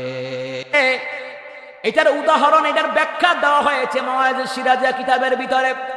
ব্রাহ্মণবাড়িয়ার বড় হুজুর আল্লামা সিরাজি সাহেব রহমাতুল্লাহ আলাইহি ওনার এই কিতাবের মধ্যে এনেছেন যে একজন আলেম, একজন হাফেজ 10 জন নিবে, একজন আলেম কয়জন জাহান্নামীকে জান্নাতে নেওয়ার সুপারিশ করতে পারবে? এটার উদাহরণ দিয়েছেন হযরত আবু বকর সিদ্দিক রাদিয়াল্লাহু তাআলা আন, হযরত ওমর রাদিয়াল্লাহু তাআলা আনহুর একটা ঘটনাক্রমে উদাহরণ দিচ্ছেন।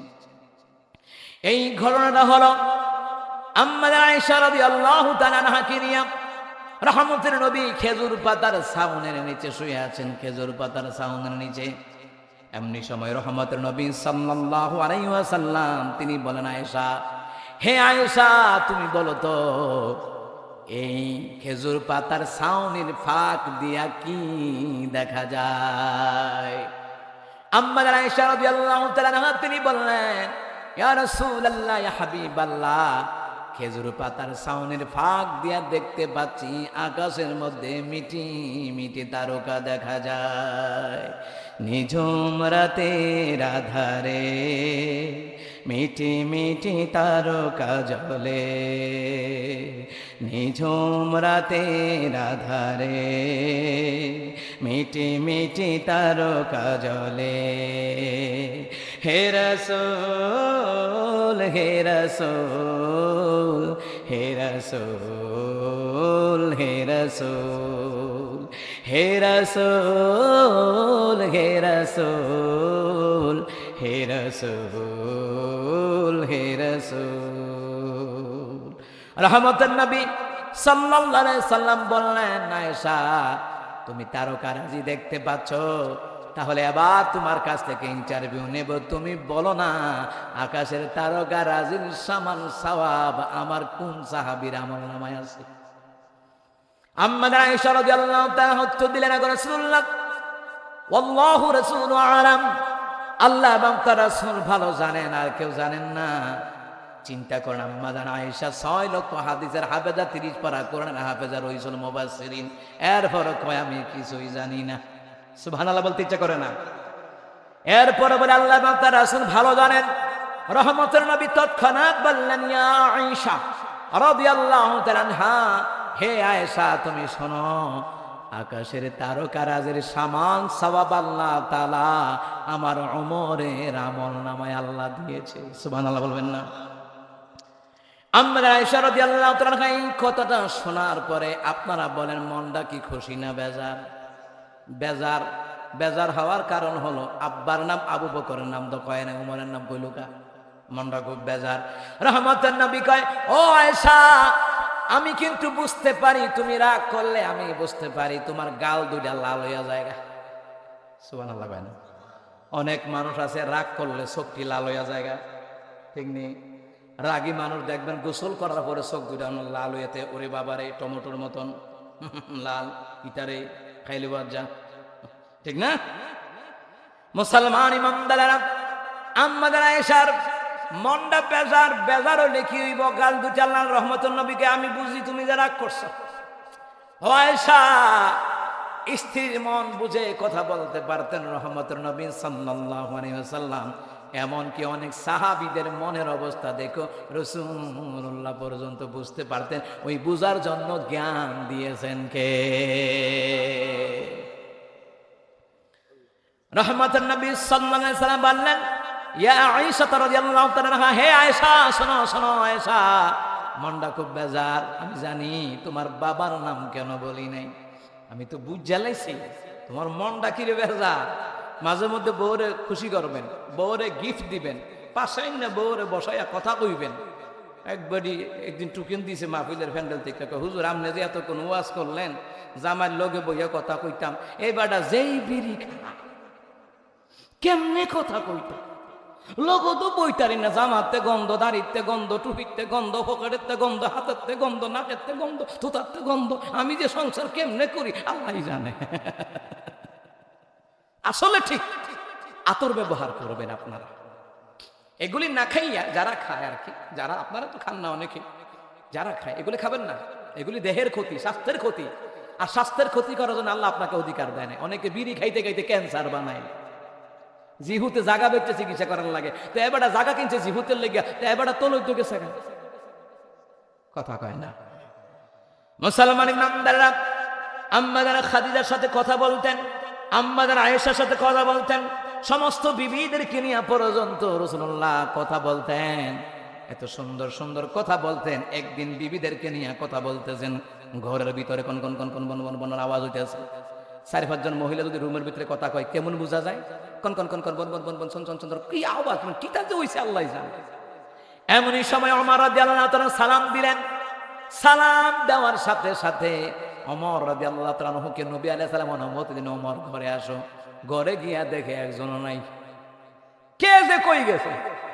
রহমতুল্লাহ সাল্লাল্লাহু আলাইহি সাল্লামকে ওমর রাদিয়াল্লাহু তাআলা বললেন, হুজুর একটু আগে কারাজন আপনার সামনে বইয়ে বইয়ে মনে হয় কথাবার্তা বলছে। হ্যাঁ, তোমার আম্মা জানেরা আমারে দাবি করতেছে, এটা লাগবে ওইটা লাগবে ওইটা লাগবে, পাশের বাড়ির স্বামী তার বউর এটা দে এটা দে এটা দে, তো তোমার আম্মা জানেরা তো স্বামী হিসাবে দাবি করতেই পারে। ওমরকে, হুজুর এখন কই একজনও নাই। কেন নাই? তোমার ডরে। সুবহানাল্লাহ কইতেন না? ওমর রাদিয়াল্লাহু তাআলা বলেন, ওগো রাসূলুল্লাহ, শুধু আমাকে কি ভয় পাইলে হইবে নাকি? আপনি তো দুজাহানের নবী, আপনারে তারা ভয় না করি আমারে ভয় পায়, দুঃখ লাগে। রহমতের নবী বলেন, ওমর, শুধু যে তোমার আম্মা জানেরা ভয় পায় তা হয় নয়, শয়তান দেখলে তোমারে ভয় পায়। এমনকি শয়তান যদি দেখে তুমি উত্তর দিক যাইতেছো, শয়তান দক্ষিণ দিক দিয়ে পলায়ন করে। সুবহানাল্লাহ, জোরে কর না। এটার নাম হলো ওমর। সেই ওমরের নাম বলাতে আম্মাদান আয়েশা রাদিয়াল্লাহু তাআলা বেজার হয়ে গেলেন। রহমতের নবী বললেন, বুঝছি হে আয়েশা, তোমার মনটা বেজার, তোমার বাবার নাম কেন বলি নাই। তবে আয়েশা শোনো, আকাশের তারকারাজির সমান সওয়াব আল্লাহ ওমরের আমল নামাই দিয়েছে। আমি এটার উদাহরণ আকাশের তারকারাজি দিয়ে দিলাম, ওমরের আমল নামার উদাহরণ আকাশের তারকারাজি দিয়ে দিলাম। আর তোমার বাবা আবু বকর আমল নামা এত নেকি, আসমান এবং জমিনের মধ্যে কোনো বস্তু নাই যে উদাহরণ দেওয়া যায়। আল্লাহু আকবার। হে আয়েশা, তোমার বাবা আবু বকর আমল নামা এত নেকি, উদাহরণ দেওয়ার মতো কোনো যন্ত্র নাই। কিন্তু ওমরের আমল নামায় নেকি আমি উদাহরণ দিচ্ছি আকাশের তারকারাজি দিয়া, কিন্তু তোমার বাবা আবু বকর আমল নামে এত নেকি, উদাহরণ দেওয়ার মতো বস্তু নাই। এই জন্য ওমর মাঝে মধ্যে আবু বকরকে বলতেন, ভাই আবু বকর রাদিয়াল্লাহু তাআলা, আমার হিজরতের 3 দিনের আমল নামা আমার দিয়ালান, আর আমার জীবনে সব আপনি লইয়া যান গা। আবু বকর রাদিয়াল্লাহু তাআলা কি ঘটনা কি? নিশ্চয়ই এখানে কোনো কারণ আছে। ওমর রাদিয়াল্লাহু তাআলা আনহু দেখছেন কোরআনের কাছে আসার কারণে আল্লাহ তাআলা জিরো থেকে হিরো বানায় দিয়েছে। কথা কোন ঠিক কিনা? তো ওমর চালাক, বুঝেন নাই? যে ওমর রাদিয়াল্লাহু তাআলার কথার উপরে ভিত্তি করে আল্লাহ তাআলা কোরআনে 22 জায়গায় আয়াত নাজিল করছে। কয় জায়গায়? 22 জায়গায়। ওমর কয়, আবু বকর ভাই, 3 দিন হিজরতের রাতের 3 দিনের নেক আমারে দিয়া দেন, আর আমার জীবনে যা আছে সব আপনি নিয়ে আনেন।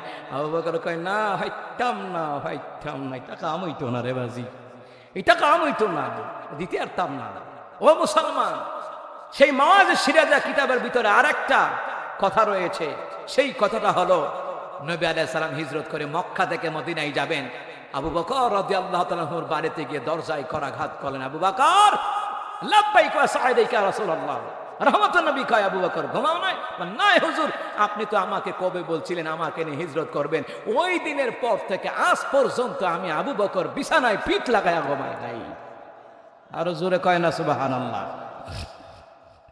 রহমতুল্লাহ নবী সাল্লাল্লাহু আলাইহি সাল্লাম বললেন, ইয়া আবু বকর, চলো তাড়াতাড়ি, দেরি করা যাবে না, আমার বিছানায় আলীরই শোয়া আসলাম, তাড়াতাড়ি চলো। আবু বকর কয়, হুজুর চিন্তা করবেন না, আপনার যাতে যাইতে কোনো কষ্ট না হয়, আমি আবু বকর 2টা লাল ঘোড়া কিনা রাখছি। সুবহানাল্লাহ। কয়টা লাল ঘোড়া? লাল ঘোড়া দৌড়াইতারে বেশি। আপনি দেখবেন বাজারে গেলে লাল ঘোড়ার দাম বেশি, লাল গরুরও দাম বেশি। কথা ঠিক আছে নি? এটা লালটা কার? আমার। কালাটা আমারই। চিন্তা করেন মুসলমান ইমানদারেরা। রহমতুল্লাহ নবী কি বলেন? আবু বকর রাদিয়াল্লাহু তাআলা তিনি বলেন, রাসূলুল্লাহ আপনি একটু অপেক্ষা করেন, চিন্তা করবেন না, আমি যাচ্ছি ঘোড়াগুলি নিয়ে আসি। তাও আবার পাশের বাড়িতে বর্গা দিয়া রাখছি, পাশের বাড়িতে পালনের জন্য দিয়া রাখছি, প্রয়োজনে তাকে মাসে মাসে টাকা দিয়েছি। ও গো রাসূলুল্লাহ খরচ দিয়েছি, ও গো রাসূলুল্লাহ ঘোড়াগুলি নিয়ে আসি। 2টা ঘোড়া রাতের বেলায় নিয়ে আসলেন, আনিয়া রহমতুল্লাহ নবীর সামনে হাজির করলেন। ও গো রাসূলুল্লাহ আপনি এই ঘোড়ার উপরে উঠেন। ঘোড়ার উপরে রহমতুল্লাহ নবী উঠলেন, পেছনের ঘোড়ায় আবু বকর রাদিয়াল্লাহু তাআলা উঠলেন। ওঠার পরে এবার মদিনার পানে রওনা হয়ে গেল। মদিনার পানে যখন রওনা হয়ে গেল, আশ্চর্যের বিষয় হলো এখানে আবু বকর রাদিয়াল্লাহু তাআলা একবার নবী আলাইহিস সালামের ডান দিকে যান, আরেকবার বাম দিকে যান, আরেকবার সামনে যান, আরেকবার পেছনে যান। কারণটা কি? রহমতুল্লাহ নবী বলেন, ইয়া আবু বকর রাদিয়াল্লাহু তাআলা আন, হে আবু বকর, তুমি একবার ডাইনে যাও, তুমি একবার বামে যাও, তুমি একবার সামনে যাও, তুমি একবার পেছনে যাও রে আবু বকর। কারণ কি? আবু বকর চোখের পানি ছেড়ে দিয়া কয়, নবী গো, মক্কা থেকে আমরা মদিনার পানে যাচ্ছি, কাফের বেঈমানেরা হিংস্র জানোয়ারের মতন পাগল হয়ে আছে, আপনারা যেখানে পাই সেখানে হত্যা করবে। ও গো রাসূলুল্লাহ, আমি একবার ডানে যাই, ডান দিক দিয়ে যেন কোনো কাফের আক্রমণ করতে না পারে। ডান দিক দিয়ে গেলে আপনার বাম দিকের কথা মনে হয়, তখন আমি আপনার বাম দিকে চলে যাই। বাম দিক দিয়ে যেন কোনো কাফের আপনাকে আক্রমণ করতে না পারে। হঠাৎ করে আপনার পিছনের কথা মনে হয়, আমি পিছনে এসে তলোয়ার নিয়ে, ও গো রাসূলুল্লাহ, আমি আপনার পেছনে পেছনে হাঁটি, যেন পিছন দিয়ে কোনো কাফের আক্রমণ করতে না পারে। আবার সামনের দিকে যায়, সামনের দিকে যায় এই জন্য যেন কোনো কাফের আপনাকে আক্রমণ করতে না পারে। ও গো রাসূলুল্লাহ, আমি আবু বকর গায়ে আঘাত লাগতে পারে গো রাসূলুল্লাহ, আপনার গায়ে একটা আঘাত লাগবে, আমি আবু বকর দেব না। সুবহানাল্লাহ।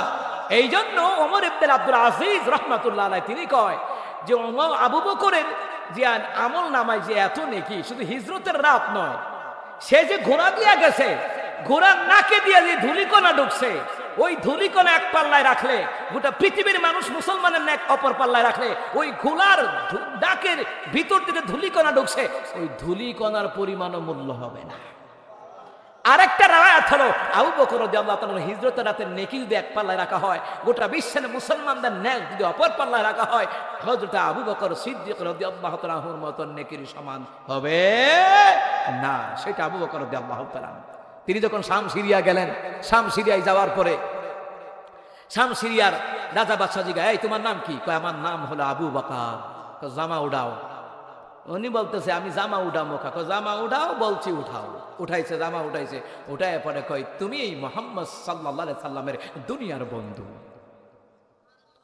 আরো জোরে কোন সুবহানাল্লাহ। আবু বকর রাদিয়াল্লাহু তাআলা তিনি কয়, বুঝলেন কেমনে? কয়, আমরা তাওরাত জবর ইনজিলে পড়ছি, মুহাম্মদের বন্ধু যে হবে তার নাভির কাছে একটা তিল থাকবে। সুবহানাল্লাহ বলবেন না? তার নাভির কাছে কি থাকবে? তিলটা আবার সাদা। কি তাইটা?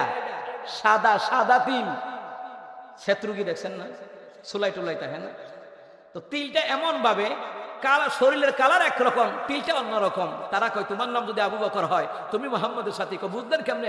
তোমার নাভির পাশে ডান পাশে একটা তিল আছে, তিলটা দেখা আমরা বুঝছি। তাওরাত জবর ইনজিলের জ্ঞান নিয়ে বলছি তুমি মোহাম্মদের সাথে। হ্যাঁ, আমি মোহাম্মদ সাল্লাল্লাহু আলাইহি সাল্লামের সাথী। সুবহানাল্লাহ বলবেন না? মোহাম্মদ সাল্লাল্লাহু আলাইহি সাল্লামের সাথে আবু বকর রাদিয়াল্লাহু তাআলা কে নির্ধারণ করেছেন, তিনি কে? আল্লাহ তাআলা। এখন আপনি যে সাথী নির্বাচন করবেন, বন্ধু নির্বাচন করবেন, কারে করবেন? নামাজি, আল্লাহওয়ালা, দাড়িওয়ালা, নবীওয়ালা, কোরআনওয়ালা, আলেমওয়ালা, এদেরকে বন্ধু নির্বাচন করবেন। এদেরকে বন্ধু বলতে, এদেরকে বন্ধু বানাইতে বলছেন তিনি কে? ইয়া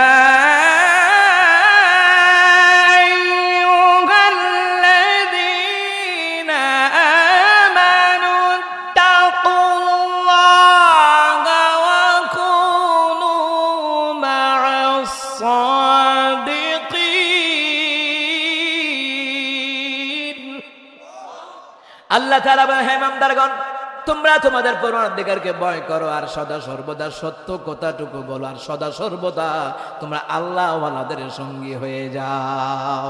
কার কথা? আল্লাহ তাআলার কথা। ও মুসলমান ইমানদাররা, নবী আলাইহিস সালাম কয়, হে আয়েশা, ওমরের আমলনামা এত নেকি আকাশের তারকা রাজি দিয়া উদাহরণ দিলাম। ও আয়েশা শোনো শোনো, মুসলমান ইমানদাররা, হে আয়েশা শোনো, তোমার বাবা আবু বকরের আমলনামা এত নেকি উদাহরণ দেওয়ার মতন বস্তু নাই। এই উদাহরণ হলো একজন হাফেজ 10 জনকে জান্নাতে নিতে পারবে, এটার উদাহরণ হলো ওমরের উদাহরণ। আর একজন আলেম অগণিত লোককে নিয়ে সুপারিশ করে জান্নাতে নিয়ে যেতে পারবেন, এটার উদাহরণ হলো আবু বকর রাদিয়াল্লাহু তাআলার উদাহরণ। সুবহানাল্লাহ বলবেন না? সুপারিশের পারমিশন আল্লাহ ইচ্ছে করে যাদেরকে দিবেন, কোনো ভণ্ড লোককে সুপারিশের দায়িত্ব দেওয়া হবে না। আল্লাহ দিলে নবী আলাইহিস সালামকে সুপারিশের পারমিশন দিবেন। আল্লাহ দিলে কোন এখলাসী বান্দা বান্দি, এখলাসী বান্দা আমালুস সহারে বুজুর্গারে দিন, এদেরকে আল্লাহ পাক পারমিশন দিবেন। সুপারিশের পারমিশন দেওয়ার ক্ষমতা কার? জোরে বলেন কার? এই জন্য আমার প্রিয় বাবার ভাইরা, তাহলে আমরা জানলাম এলমে দ্বীন শিখাইলে লাভ আছে না নাই? কথা কোন আছে না নাই? সুখে দুঃখে, আপদে বিপদে, মুসিবতে, অভাবে অনটনে, ধনী গরিব অবস্থায় দান সদ্গা করেছেন, বলেছেন কে? আল্লাহ তাআলা। কি থাকবে না? অভাব থাকবে না, গরিব থাকবে না। আর এলমে দ্বীন শিখাইলে মর্যাদা আছে না নাই? কারণ খায়রুকুম মান তাআল্লামাল কুরআন ওয়া আল্লামাহু, তোমাদের মধ্যে ওই ব্যক্তি উত্তম যে নিজে কোরআন শিখে অপরদেরকে শিক্ষা দেয়। এই মাদ্রাসার শিক্ষক মন্ডলী, মাদ্রাসার ছাত্রগুলি, ওনাদের দাম আছে না নাই? ওনাদেরকে আপনারা ভালোবেসে এলাকার মান্যগণ্য ব্যক্তিবর্গদেরকে নিয়ে, ওলামায়ে কেরামদেরকে নিয়ে এবং সর্বস্তরের জনগণদেরকে নিয়ে এই মাদ্রাসার প্রোগ্রাম আয়োজন করেছেন। আল্লাহ তাআলা যেন মাজরাতার যত হাজত আছে আল্লাহ তাআলা যেন পুরা করে দেয়। এই মাদ্রাসার মাহফিলকে আল্লাহ তাআলা যেন কিয়ামত পর্যন্ত দায়েম আর কায়েম করে, কোন আমিন। আমরা এখন দোয়ার দিকে যাব। আস্তাগফিরুল্লাহাল্লাযী লা ইলাহা ইল্লা হুয়াল হাইয়ুল কাইয়্যুম ওয়া আতুবু ইলাইহি, লা হাওলা ওয়া লা কুওয়াতা ইল্লা বিল্লাহিল আলিয়্যিল আযীম। আযান বলে দিতে হবে। 12টা বাজে আছে। হ্যাঁ হ্যাঁ, আজান মাইকের যে কন্ডিশন, এটা দিয়ে আজান কেডারে 20 মজা আমার তো গাজান দিতে বললে। আচ্ছা, ইকোটা বাড়ায় দেন একটু ভাই, মাইকটা সেট করে ঠিক করে নিয়েন। না আজান পুরাটা দিতাম না, 2 করলি। হ্যাঁ, না না পুরা আজান না, এটা নিয়ে বিতর্ক হয় ভাই, এটা বিতর্ক তো বিষয় নিয়ে দরকার নেই। আল্লাহু আকবার,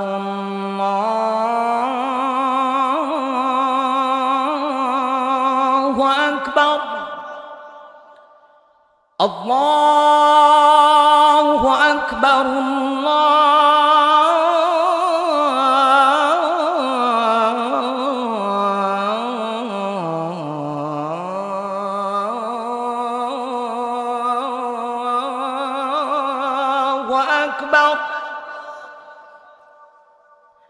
أشهد أن لا إله إلا الله،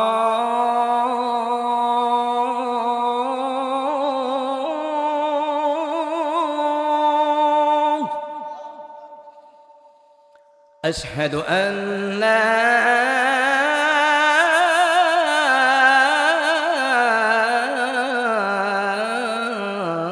إله إلا الله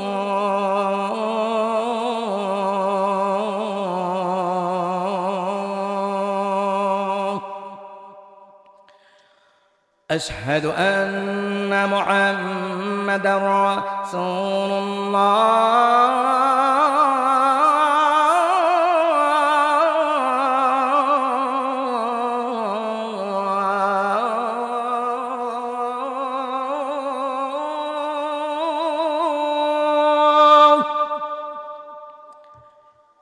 أشهد أن محمدا رسول الله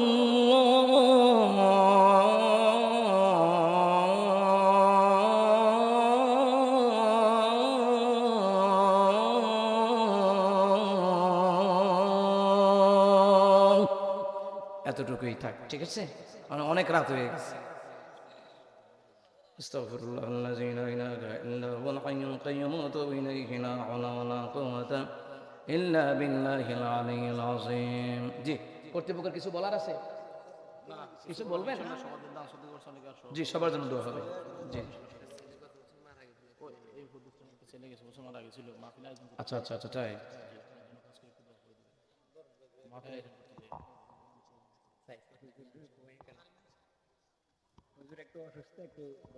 জি জি, সবার জন্য দোয়া হবে ইনশাল্লাহ। প্রত্যেক মানে সবাই, প্রত্যেক মানে কি সবাই, প্রত্যেক মানে সবাই দোয়া পাবে ইনশাল্লাহ। আল্লাহুম্মা আমিন।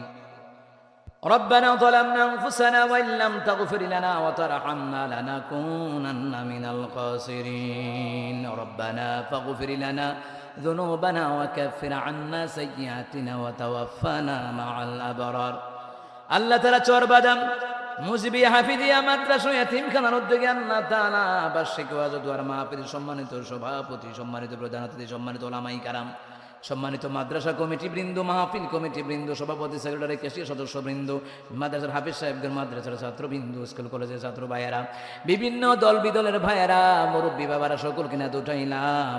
আল্লাহ তাআলা আমাদের প্রত্যেকের হাতগুলি কবুল আর মঞ্জুর করে নাও। আয় আল্লাহ তাআলা এর হাদিয়া লক্ষ কোটি গুণে বাড়াইয়া সোনার মদিনায় পৌঁছায়া দেন।